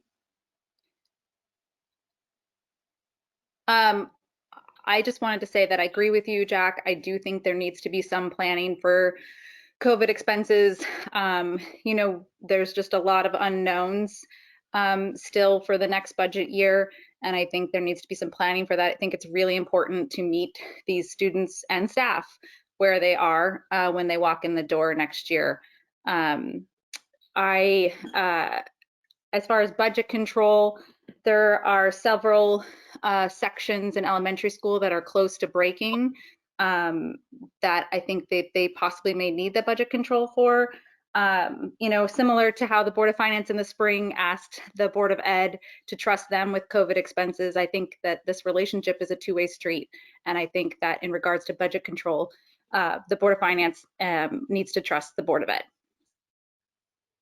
Well, I'm not getting into trust because I do want to talk about numbers, but I see no problem with just adding 2 teachers to the elementary schools and then moving them around subsequently and take it out of budget control if that's what's necessary. I do know that the Board of Ed has been requested to give a 5-year analysis of budget control, which is averaged someplace in the 200,000 range. I had an earlier conversation with Martha Banks today, who will attempt to join us later if she's not already here. But if I look at, if I look at the Board of Finance's contingency account, which historically has been $400,000 on a $30 million budget, I am going to be asking the Board of Finance to give us a 5-year analysis of what they've used out of that contingency account, because I think it can be reduced. And I also know that the majority of it has been used for the town. And the same way that they're requesting the Board of Ed to do certain things, I think it should apply to both budgets. Although I do believe both budgets deserve to have some flexibility in what's going on. But, you know, I think the Board of Finance is going to be a little shocked when I ask for the 5-year analysis on their own little fund. I'm just checking the budget documents on the Board of Ed website. I thought they had provided historical information on budget control. I'm just looking for that and I'll get back to you. Yeah, I think they did. I think they used it all last year, but in some of the other years, they haven't needed it. Again, I mean, part of this is, with all due respect, I don't think it's on big issues. I think each of the boards, being the Board of Selectmen, who does an excellent job when they need things to go find it within their budget and then pay for it from there, you know, because you are planning this budget months before you're ever going to have to use it. I mean, they're going to be approving a budget in February that won't be operational until July 1st. I mean, so that's not an easiest task of what it is, regardless of how much is staff and how much isn't. That being said, you know, the Board of Selectmen and the Board of Ed are capable of finding funds here and funds there. And while we do want it to be a tight budget with the understanding that they should have some flexibility, I just thinking that every time the Board of Ed needs something, they need to go running back to the Board of Finance and possibly the RTM is just a ludicrous need to control everything that's going on. And I don't think that that's their role. I think their role is to figure out how we're paying for things, and if emergencies come up, how we pay for that, and how to decide our funding and other things that. But, you know, as I said, last year, the Board of Finance decided a collection rate that reduced our, that increased our taxes by $760,000, and they can claim that it was conservative. I didn't agree with it then, and apparently my estimate was better than theirs. So, you know, this has to be a two-way street where there's some accountability on all boards as well as the RTM. So I'm not in favor of having to go back if they need something like a teacher. And so maybe the better thing is to just add 2 teachers to their budget and get rid of budget control. Then it's done. Yeah, Jack, I have to just, if I may for a moment, I'm trying to understand the reluctance here on the budget control concept. I feel that it's eminently reasonable. It gets used done in a transparent way, and things get documented the way they need to be. You know, this just seems to be people, not necessarily on this committee, and people can draw negative inferences from that if they choose to. Trying to handcuff the Board of Education. You know, we've talked about budget flexibility. I think that's important. I don't see the reluctance here. That's how my point of view, and that's it. As someone who's new on this committee, I echo that sentiment exactly. Jack, I agree with just about everything you've said. And Peter, I'm trying to understand it's like budget envy. I'm trying to follow why budget control is such a hot button. And it does seem like it's inconsistent in the way the Board of Selectmen gets treated as opposed to the Board of Ed. And I'm looking at page 6 of the Board of Finance packet here with the contingencies and the unassigned fund balance, and these numbers are big. So I look forward to learning more about how budget control can be used fairly and efficiently for both boards. I just like to point I also, go ahead. I was just going to point out that budget control for the Board of Ed's budget is 0.27% of their budget. And on average, the Board of Ed returns to the town 0.5% of their budget. So they run really tight budgets. Well, they also get some extra funds from excess cost reimbursement. So, you know, with all due respect, you know, the excess cost has provided the Board of Ed certain numbers that are favorable. I believe the prior budget happened to be unfavorable for that area with over budgeting what you anticipating by 160,000. I do believe though that there are other areas that should be looked at. Look, I think one of our members said, and I think it was Martha actually said, if there's good reason for moving certain things forward, even though you're ending up with a higher budget, it makes sense because again, we're looking at a 2-year budget. Same thing I said about the Board of Selectmen. That being said, there's an old song, you can't always get what you want. And, you know, there's certain things in that budget that every time somebody brings up, especially the building study, well, it's necessary for doing it. You know what? If we delayed that for 1 year, our buildings are not falling apart. They're not going there. We already have a pretty good outlay from Lynch's group of what needs to be done. They have other studies going on for the library, this, that, and the other.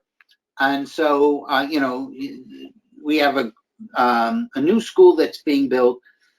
That's 200,000 that if you take off, helps pay for some of the other stuff that's there. I think deferring the uniforms, you know, and just pushing that whole schedule back another year is another way to save funds. I mean, you gotta penny pinch in certain things and in certain areas that are not affecting the education of children. Because that's our primary goal in there. And I understand social benefits of sports. All my kids did sports. But I think that a sharper pencil can be taken to that budget. Jack, I concur with you in terms of the focusing on things that affect the education of our kids. That's exactly what I think the budget control does. It allows the Board of Ed to make sure that the needs of the students are being addressed on a completely straightforward manner. I just don't, you know, if there are examples to the contrary, please, I call on people to illustrate that, but I don't think that's been the case. And I look at this from a structural point of view and a point of view of authority of relevant boards. And I look at the hostility towards budget control as frankly as a way to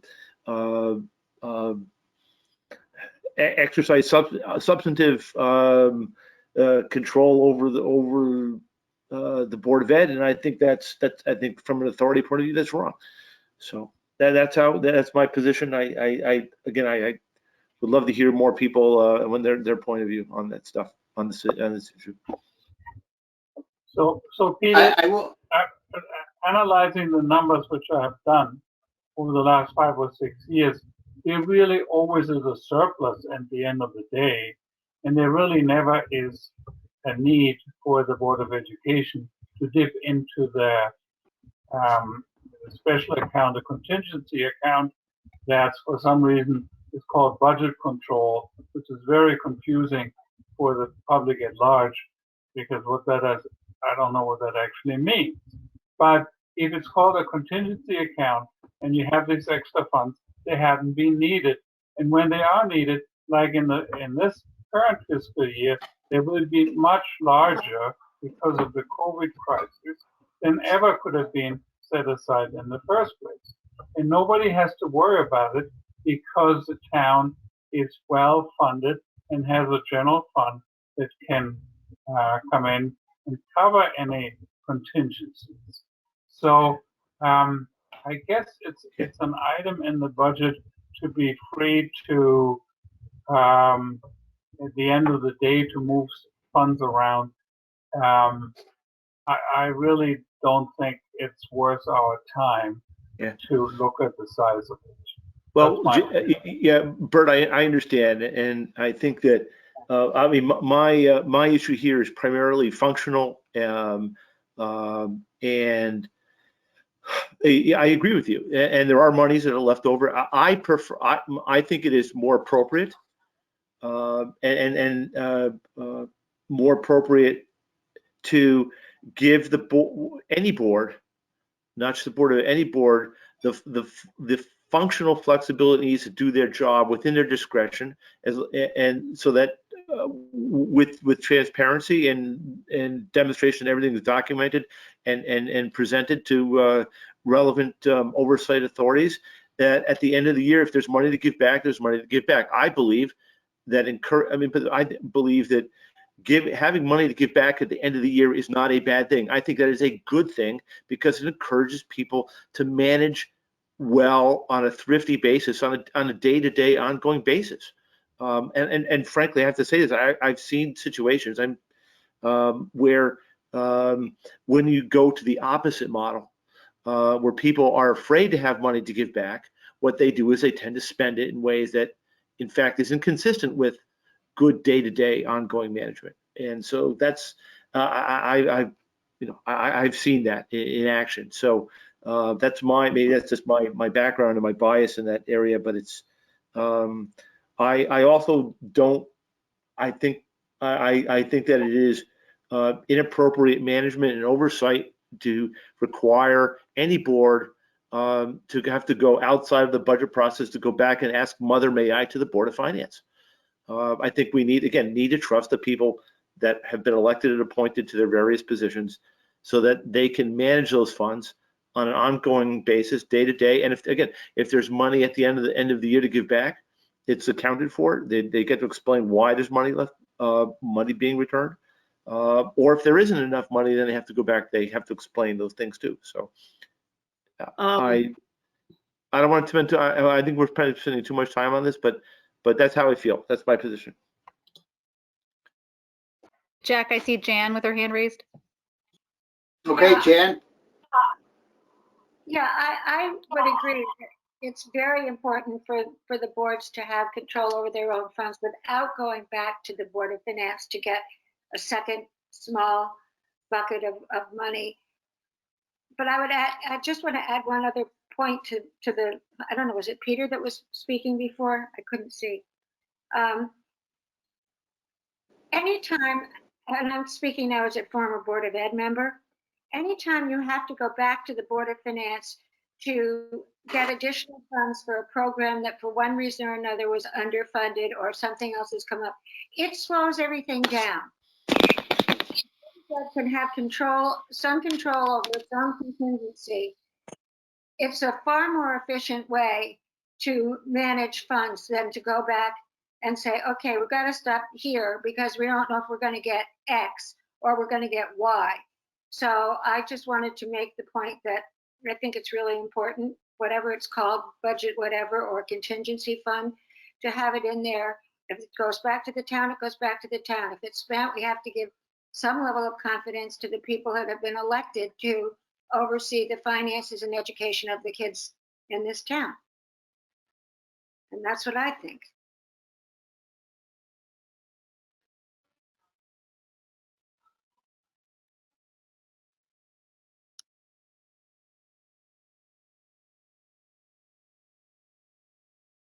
You're on mute, Jack. Jack, you're on mute.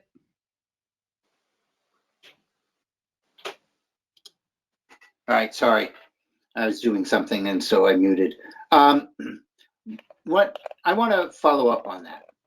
One of the things that I personally believe should be happening is consistency between the Board of Selectmen and how they account for things and the Board of Ed and how they account for things within reason. And I'm talking at a higher level. So if the Board of Selectmen are putting in certain increases into this current budget to account for COVID during fiscal year 22, then I think it's important that the Board of Ed does the same.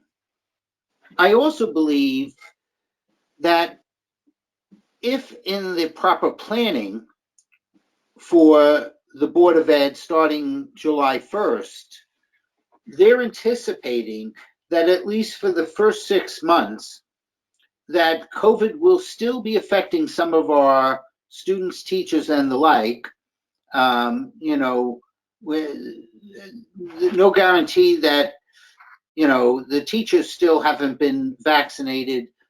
We haven't gotten to 65s yet, which other states have. We haven't gotten to those who have high risk, which I think is absolutely ludicrous. If we want to save lives, they should be in a 1A category.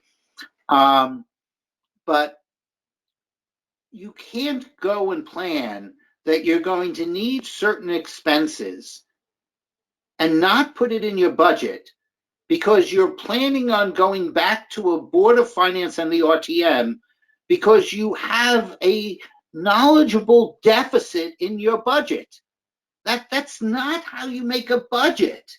And you know, you can't be going in and in August and September, because you don't have the funds, go and say, we're not buying anything because we knew we had to spend $500,000, but we didn't put it in our budget. So we're going to cut spending everything else so we can cover the $500,000 appropriation, because, you know, if we don't, then we're going to have to go back to the Board of Finance and the RTM again. I mean, that's just not proper budgeting. And I appreciate that it may be costing us a little more money, but, you know, we do have significant reserves in this community, and the reserves are there to handle tough times. It's not there to make our balance sheet look pretty. And so this is the challenges that'll be there. The first one is for the Board of Ed to stand up and say, this is what we think we're going to need, if only for the first 6 months, and then be able to present the proper story to the Board of Finance and get that through. But knowing going into the year that you're going to have a deficit and somebody says, just come back to us, isn't how I want to use our funds. Now, we can make a commitment, even though this is something where the Board of Ed is going to have to trust them, that if you put in, and I'm just coming up with a number, $500,000 for COVID-related expenses, and you only have $250,000 COVID expenses, the trust is you don't use those funds to buy computers so that you have it for the next year. You return those funds back to the town. So that's just my 2 cents on what's going on in the budget and some of the difficult conversations that the Board of Ed's going to have over the next couple of Tuesdays, and then when they meet with the Board of Finance. Well, just my thoughts. Jack, well, I guess what I'm hearing from you is that if you would advocate relabeling for what looks like sort of relabeling and retagging what's in budget control to whatever specific subject matter it needs to be applied to. Am I correct? No, it has nothing to do with budget control. Budget control was there in theory to add teachers or staff that might be needed that were not planned 6 months prior to entering your next fiscal year. You have 4 sections that could easily break. You know, I still expect to be an exodus coming out of New York into the into Darien, and sales to be going on. So who knows what's going to happen in those sections? What I'm saying is they have not added, with minor exception, expenses related to what happens to COVID if this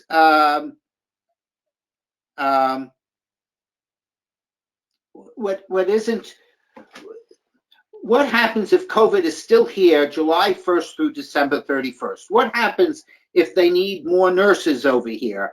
If they're anticipating that there are certain services that they're going to need going forward versus just having a Zoom meeting, then they should budget for it. And they should be able to explain, this is what we're anticipating. Now, I understand nobody has a crystal ball, but putting in 0 is irresponsible. So this is really talking about separate and distinct. They set up RC 28 to record all the COVID expenses that they've had during this year, of which they're coming back to.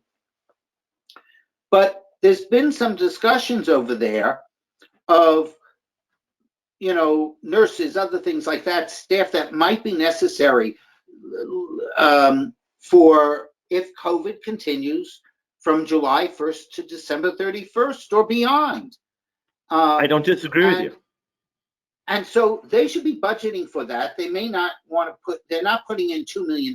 Maybe it's only 500,000, but there's a commitment that from the Board of Ed to the Board of Finance and to the RTM that these are solely for COVID.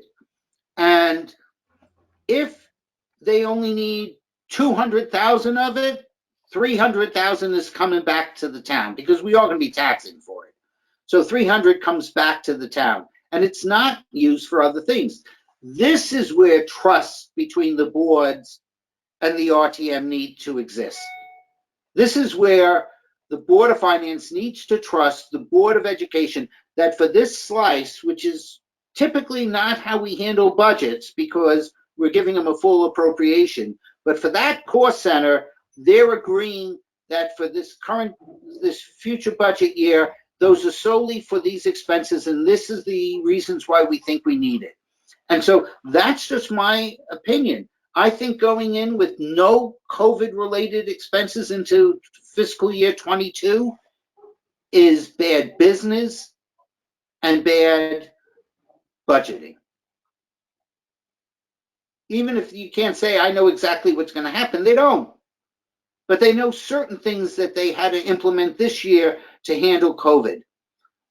Contract tracing, the other things that get involved, on what's there. And so it's a really good discussion that the Board of Ed needs to have. Right, Jack, I agree with you, but I have to be candid here, but I think the reason why, I can't think, I don't want to suppose that we have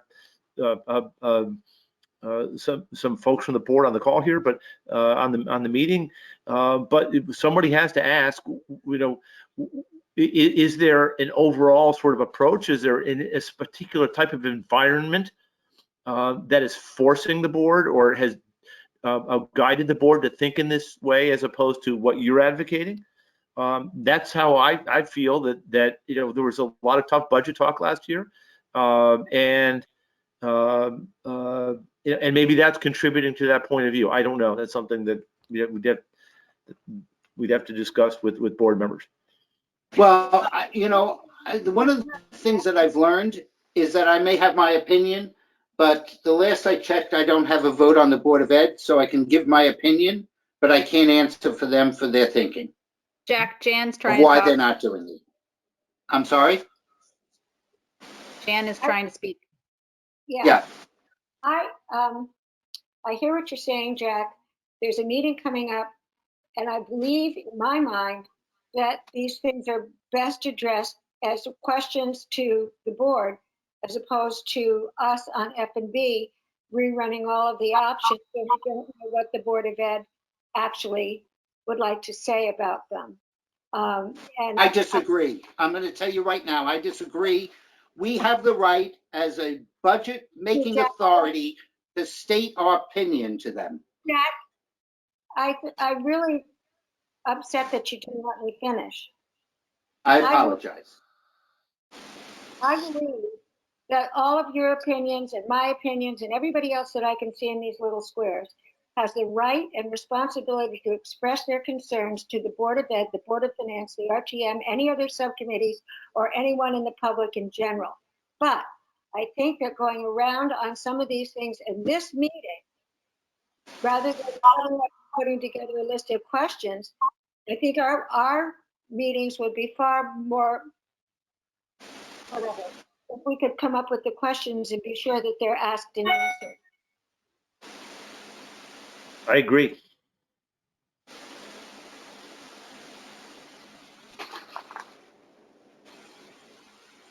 I'm not sure if it's questions, but it might be similar to what we did last time in offering our support and our thoughts and more feedback to them. Well, I think that on this meeting, Jan, because we do have certain people that are listening to our meeting, I don't think that we need to do anything in writing. I think that we've been able to express, some of us have been able to express our thoughts. At the end of the day, it is the board's decision. But for those that are hearing what we're saying, they're here. And quite honestly, these are ads. As for cuts, any cut that we have mentioned that they don't agree with, the Board of Finance as well as the RTM has the right to cut at least operating budget or fixed assets, capital. If we don't like the clocks and we want them gone, we just offer it from the floor of the RTM and get them gone there, but at least they've known that we're doing it. The Board of Ed has heard, because they're on this meeting, some of our thoughts.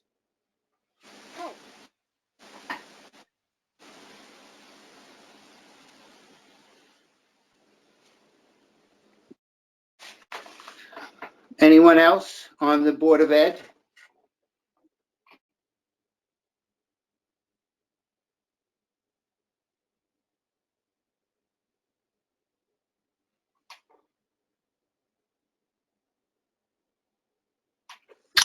Jack, Any I'm not comments? sure. Nope.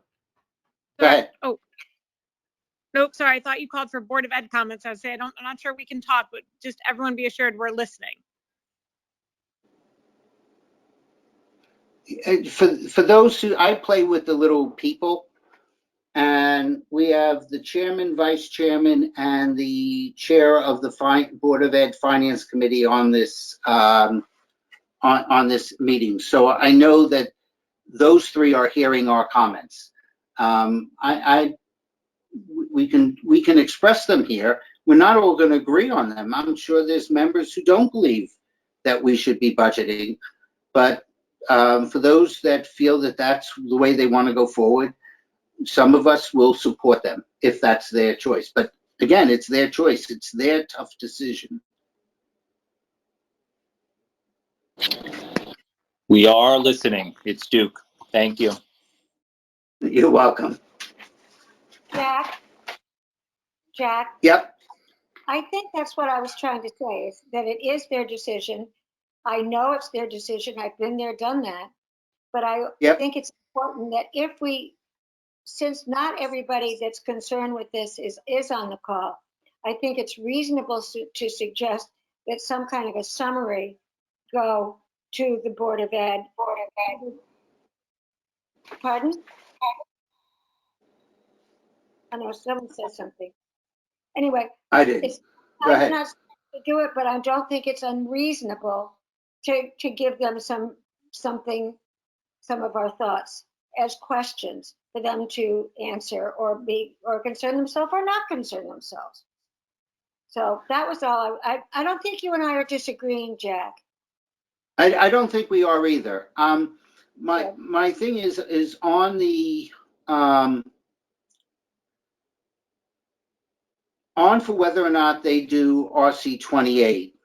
I think just expressing our opinion and having the people hearing what we've said, it will, if they agree with us, it's going to be their job to do it. And we can't add to the Board of Ed budget anyway, as opposed to doing reductions.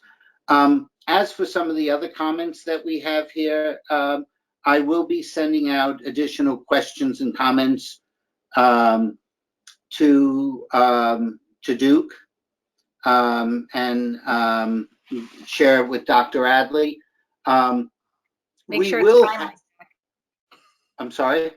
But make sure it's timely. Yes. I was going to clock joke in. Yes, I know.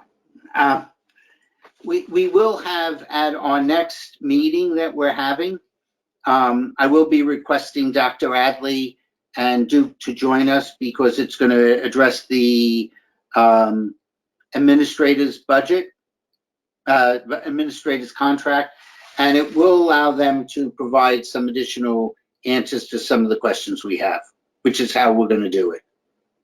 You know, which we've done with other board members. Sounds good.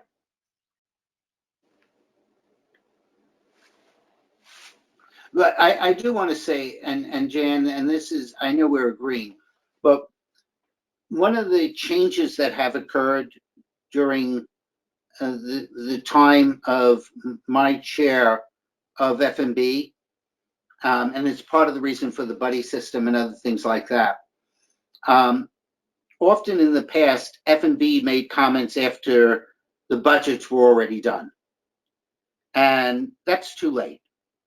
So I think sometimes opinions and comments and questions, you know, and this is a controversial one, should be done sooner. But again, I'm only speaking my committee. The committee hasn't voted on a sense of the meeting even to see if they agree. So maybe that's something that we should do. If I take a sense of the meeting, who feels comfortable with the Board of Ed recording some budget in the fiscal year 22 for COVID-related expenses, with the understanding that if they're not used for COVID, those specific expenses are returned to the town?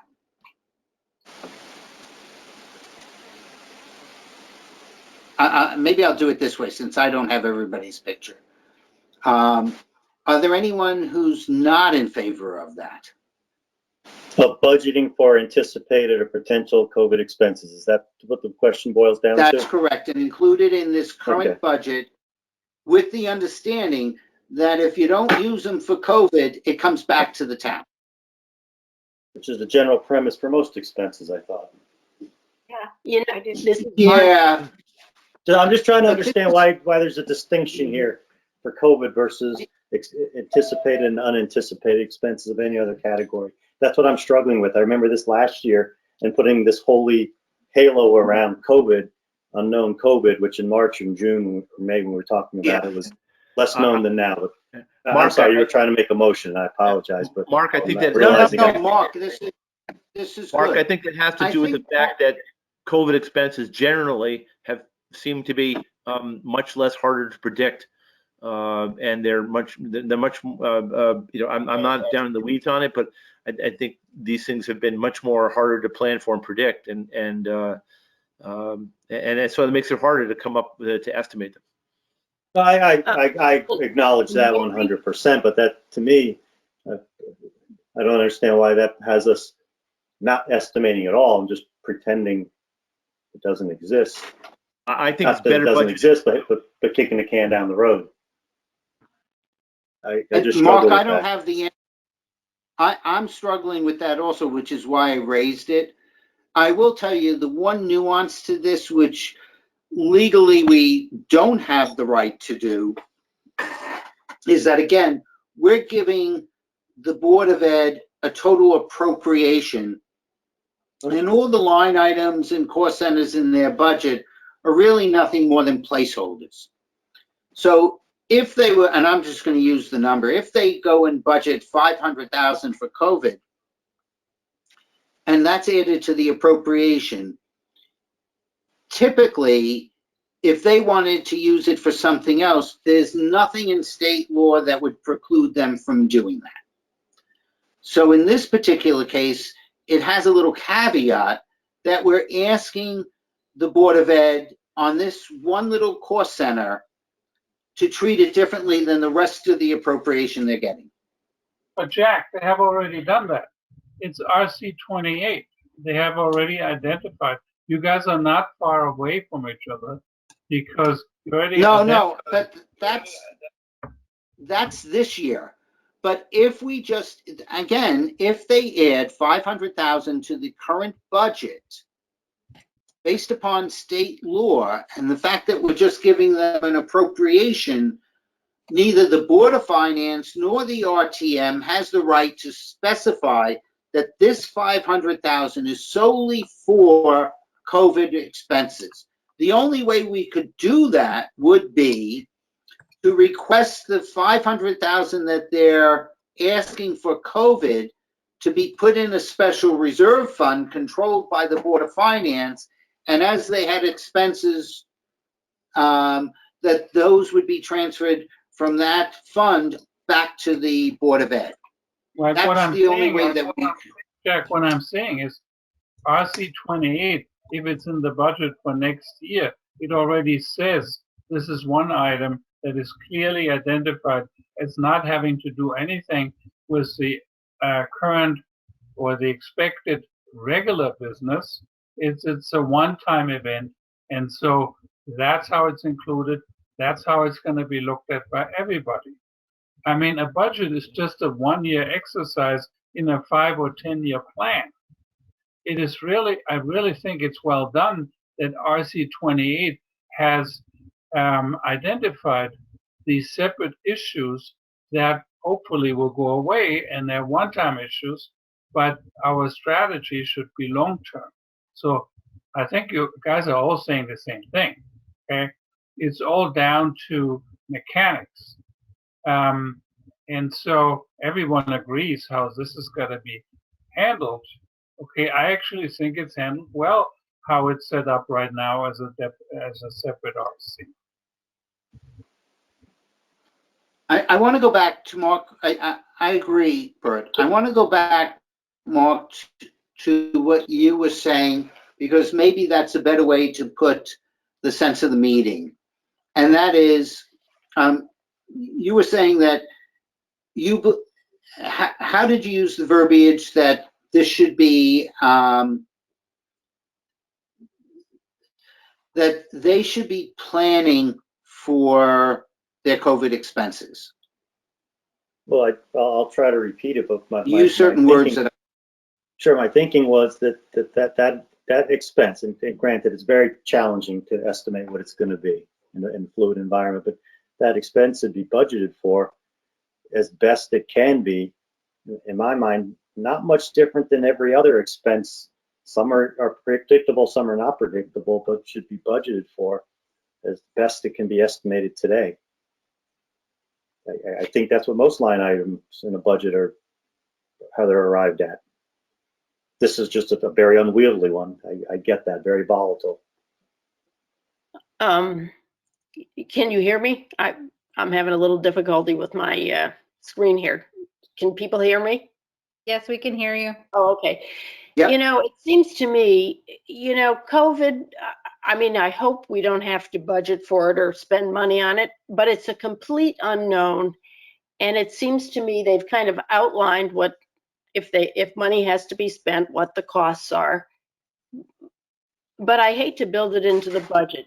The Board of Finance has ample contingency. The general fund has ample contingency. I mean, I think a statement from the Board of Finance and the RTM that we will hold you harmless, obviously, if we have to spend COVID funds, and we will give you the money, no question. But to build it in an unknown into the budget and tax people for it now when we have ample contingency, and there's no doubt in my mind that the Board of Finance and the RTM would always make that money available. I just don't think it makes sense personally. I hear what you're saying, Martha. The problem is the Board of Ed is not legally allowed to run a deficit. But you know, when the COVID expense kicks in, they go immediately. There's money in the budget to take care of it. And all I do is go to the Board of Finance and say, you know, we have to spend money on Well, they're COVID. about to have the to money freeze comes their out, account. no questions asked. I mean, They're in a deficit right now. They're about to have to freeze their accounts. well, I don't know.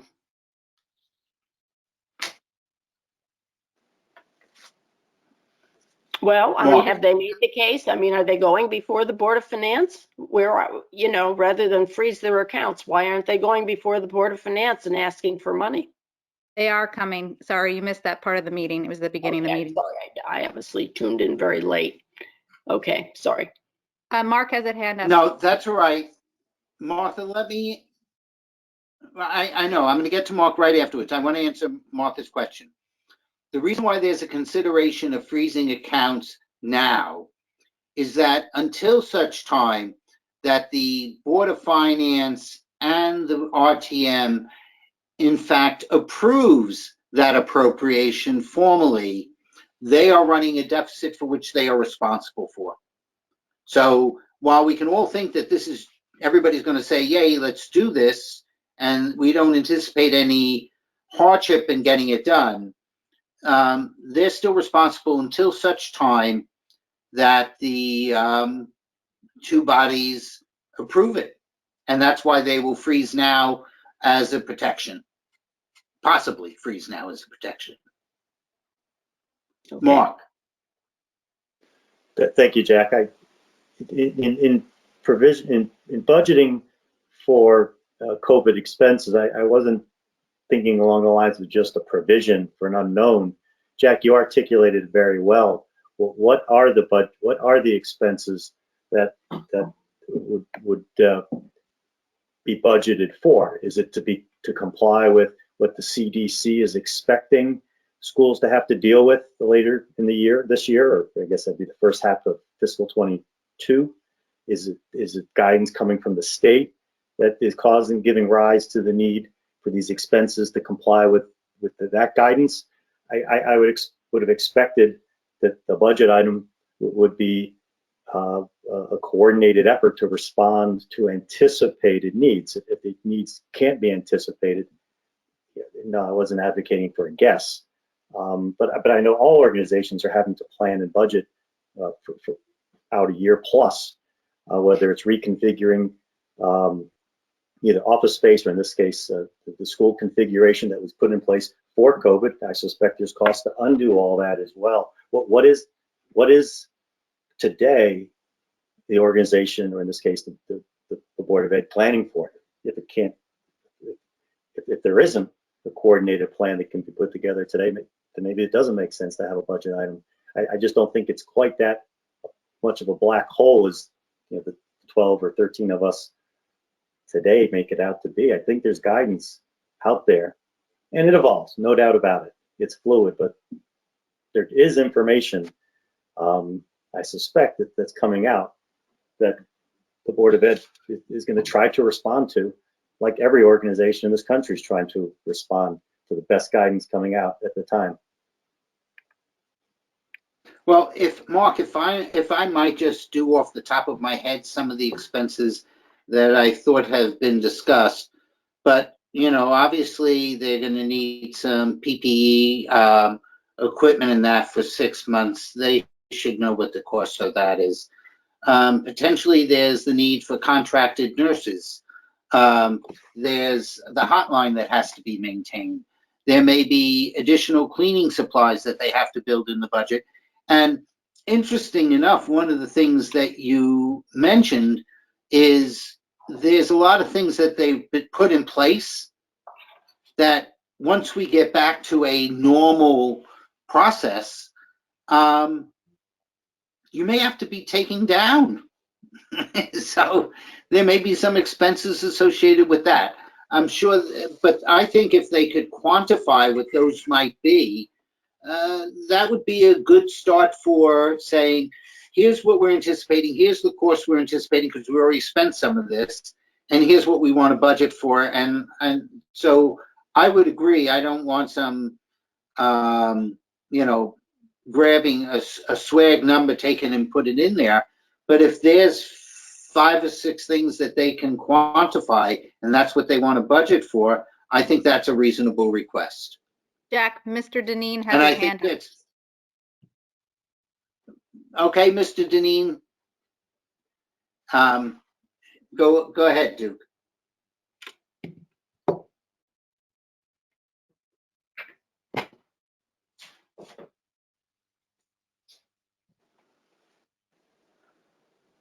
Duke, you're muted. Are you muted?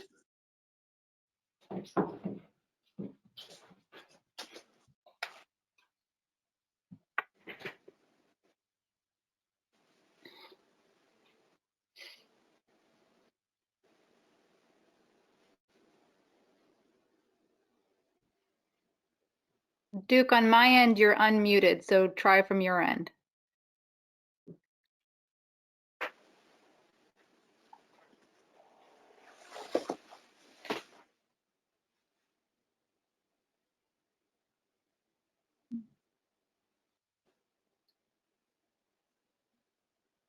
Weird. I don't know why that's not working. Is there Until he another comes board back- of ed? Until he comes back and I say something, I think Yep. this is a great Sure. conversation. I think it's a great conversation. I love this town. I love this organization. We're talking about COVID, the impact on COVID of the town finances. And we all know some stuff is short term and some other stuff is long term. And we need to identify which is which. We all do it in our household. We're spending less money short term. We're spending less money on restaurants. We might be spending more money on wine. So, but we know structurally that perhaps real estate prices are. That's long term. And the same with the town. We have to understand in the budget which are the short term stuff that's going on and really what is the impact long term. Because we know there's going to be more kids in school going forward. And we know we had more cleaning materials right now. So if we can identify which is which, then we can structure the budget accordingly in order, and then we avoid fighting over what has to be paid from a contingency and what has to be approved separately. This should be the second step. That's my opinion. And hopefully Duke is back, so I'm done.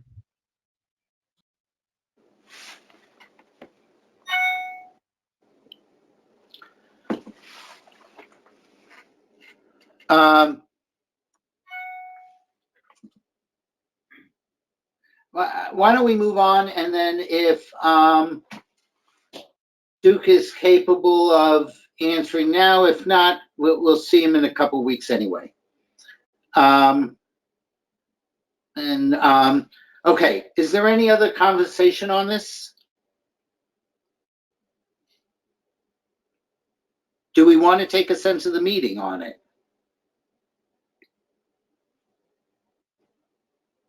Yes. Okay. So those are in favor of encouraging, I don't know, those are in favor of what Mark said before.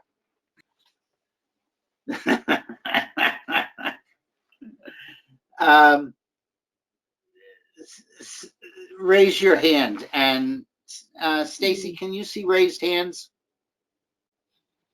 I haven't. I can see everybody except for Martha and Bill Smith. I'm going to abstain. I haven't figured it out yet. Okay, everybody else Okay. is yes. I was And going to Rachel's get there. gonna talk. Yes. Jack, just for the record, can I repeat back what I think the sense of the committee wording would be? Absolutely. Okay. I think the sense of the committee is those who do we feel comfortable that the Board of Ed record in its budget a provision for COVID expenses,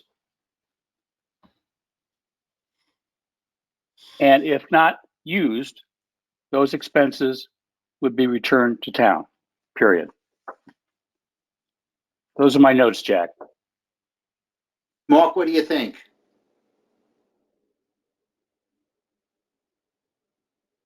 That probably captures it. I mean, it's a good faith estimate, right? I mean, all you can do. Yep. Okay. Okay, are there any other? Go ahead. That's all I have, Jack. Okay, are there any other comments on the Board of Ed? I would add, if I propose to add to that statement, in the normal course in terms of being returned, because I share Jack's concern about creating a but-for contingency in terms of returning it, but when it's my understanding, when any board doesn't use money, they return it to the town. So instead of making a strict linkage with the usage, it's something that's done in the normal course. You see, I think that in this particular case, it's a strictly usage. Normal course would say that if they budgeted, let's say, 250,000 and they ended up with no expenses, they could use that 250 for other activities. And I think we're saying, look, you're doing best case in estimating this, but in this particular instant, even though it's contrary to state law, and the only way we could really capture that the right way is by setting up a reserve at the Board of Finance for this extra amount, and either fund it from general fund or through taxes, whichever way they want, which would then allow them to go back to the Board of Finance for each of these things that they need. That's the only way to do it, unless we could have some concurrence from them that on this particular RC, that's exactly what they're going to do. So I concur that the difficulty is that by having that understanding, we're exceeding our authority in terms of line item control, and so that's why that's where the trust comes in. Then I think that maybe it ends up being in a reserve account for the Board of Finance potentially. But that's down the road anyway. All right, if there's nothing else on the Board of Ed, then do we have minutes, I believe? Yes, we have minutes from January 13th. There's one change to add a last name for Catherine, add her last name. Stacy provided that to me. That's the only change in the draft you have. Okay, do I have a motion to approve the minutes? Motion. Thank you. Do I have a Stacy? second? Yep. Martha, I see your hand raised. Okay, Martha, I got you for a second. All those in favor? Aye. Aye. Thank you all for a very long meeting. We'll try and keep them shorter because I know people still have to work in the morning. I have a motion to adjourn this meeting. Motion. Iris, Iris? a second. Second. Stacy, Beth?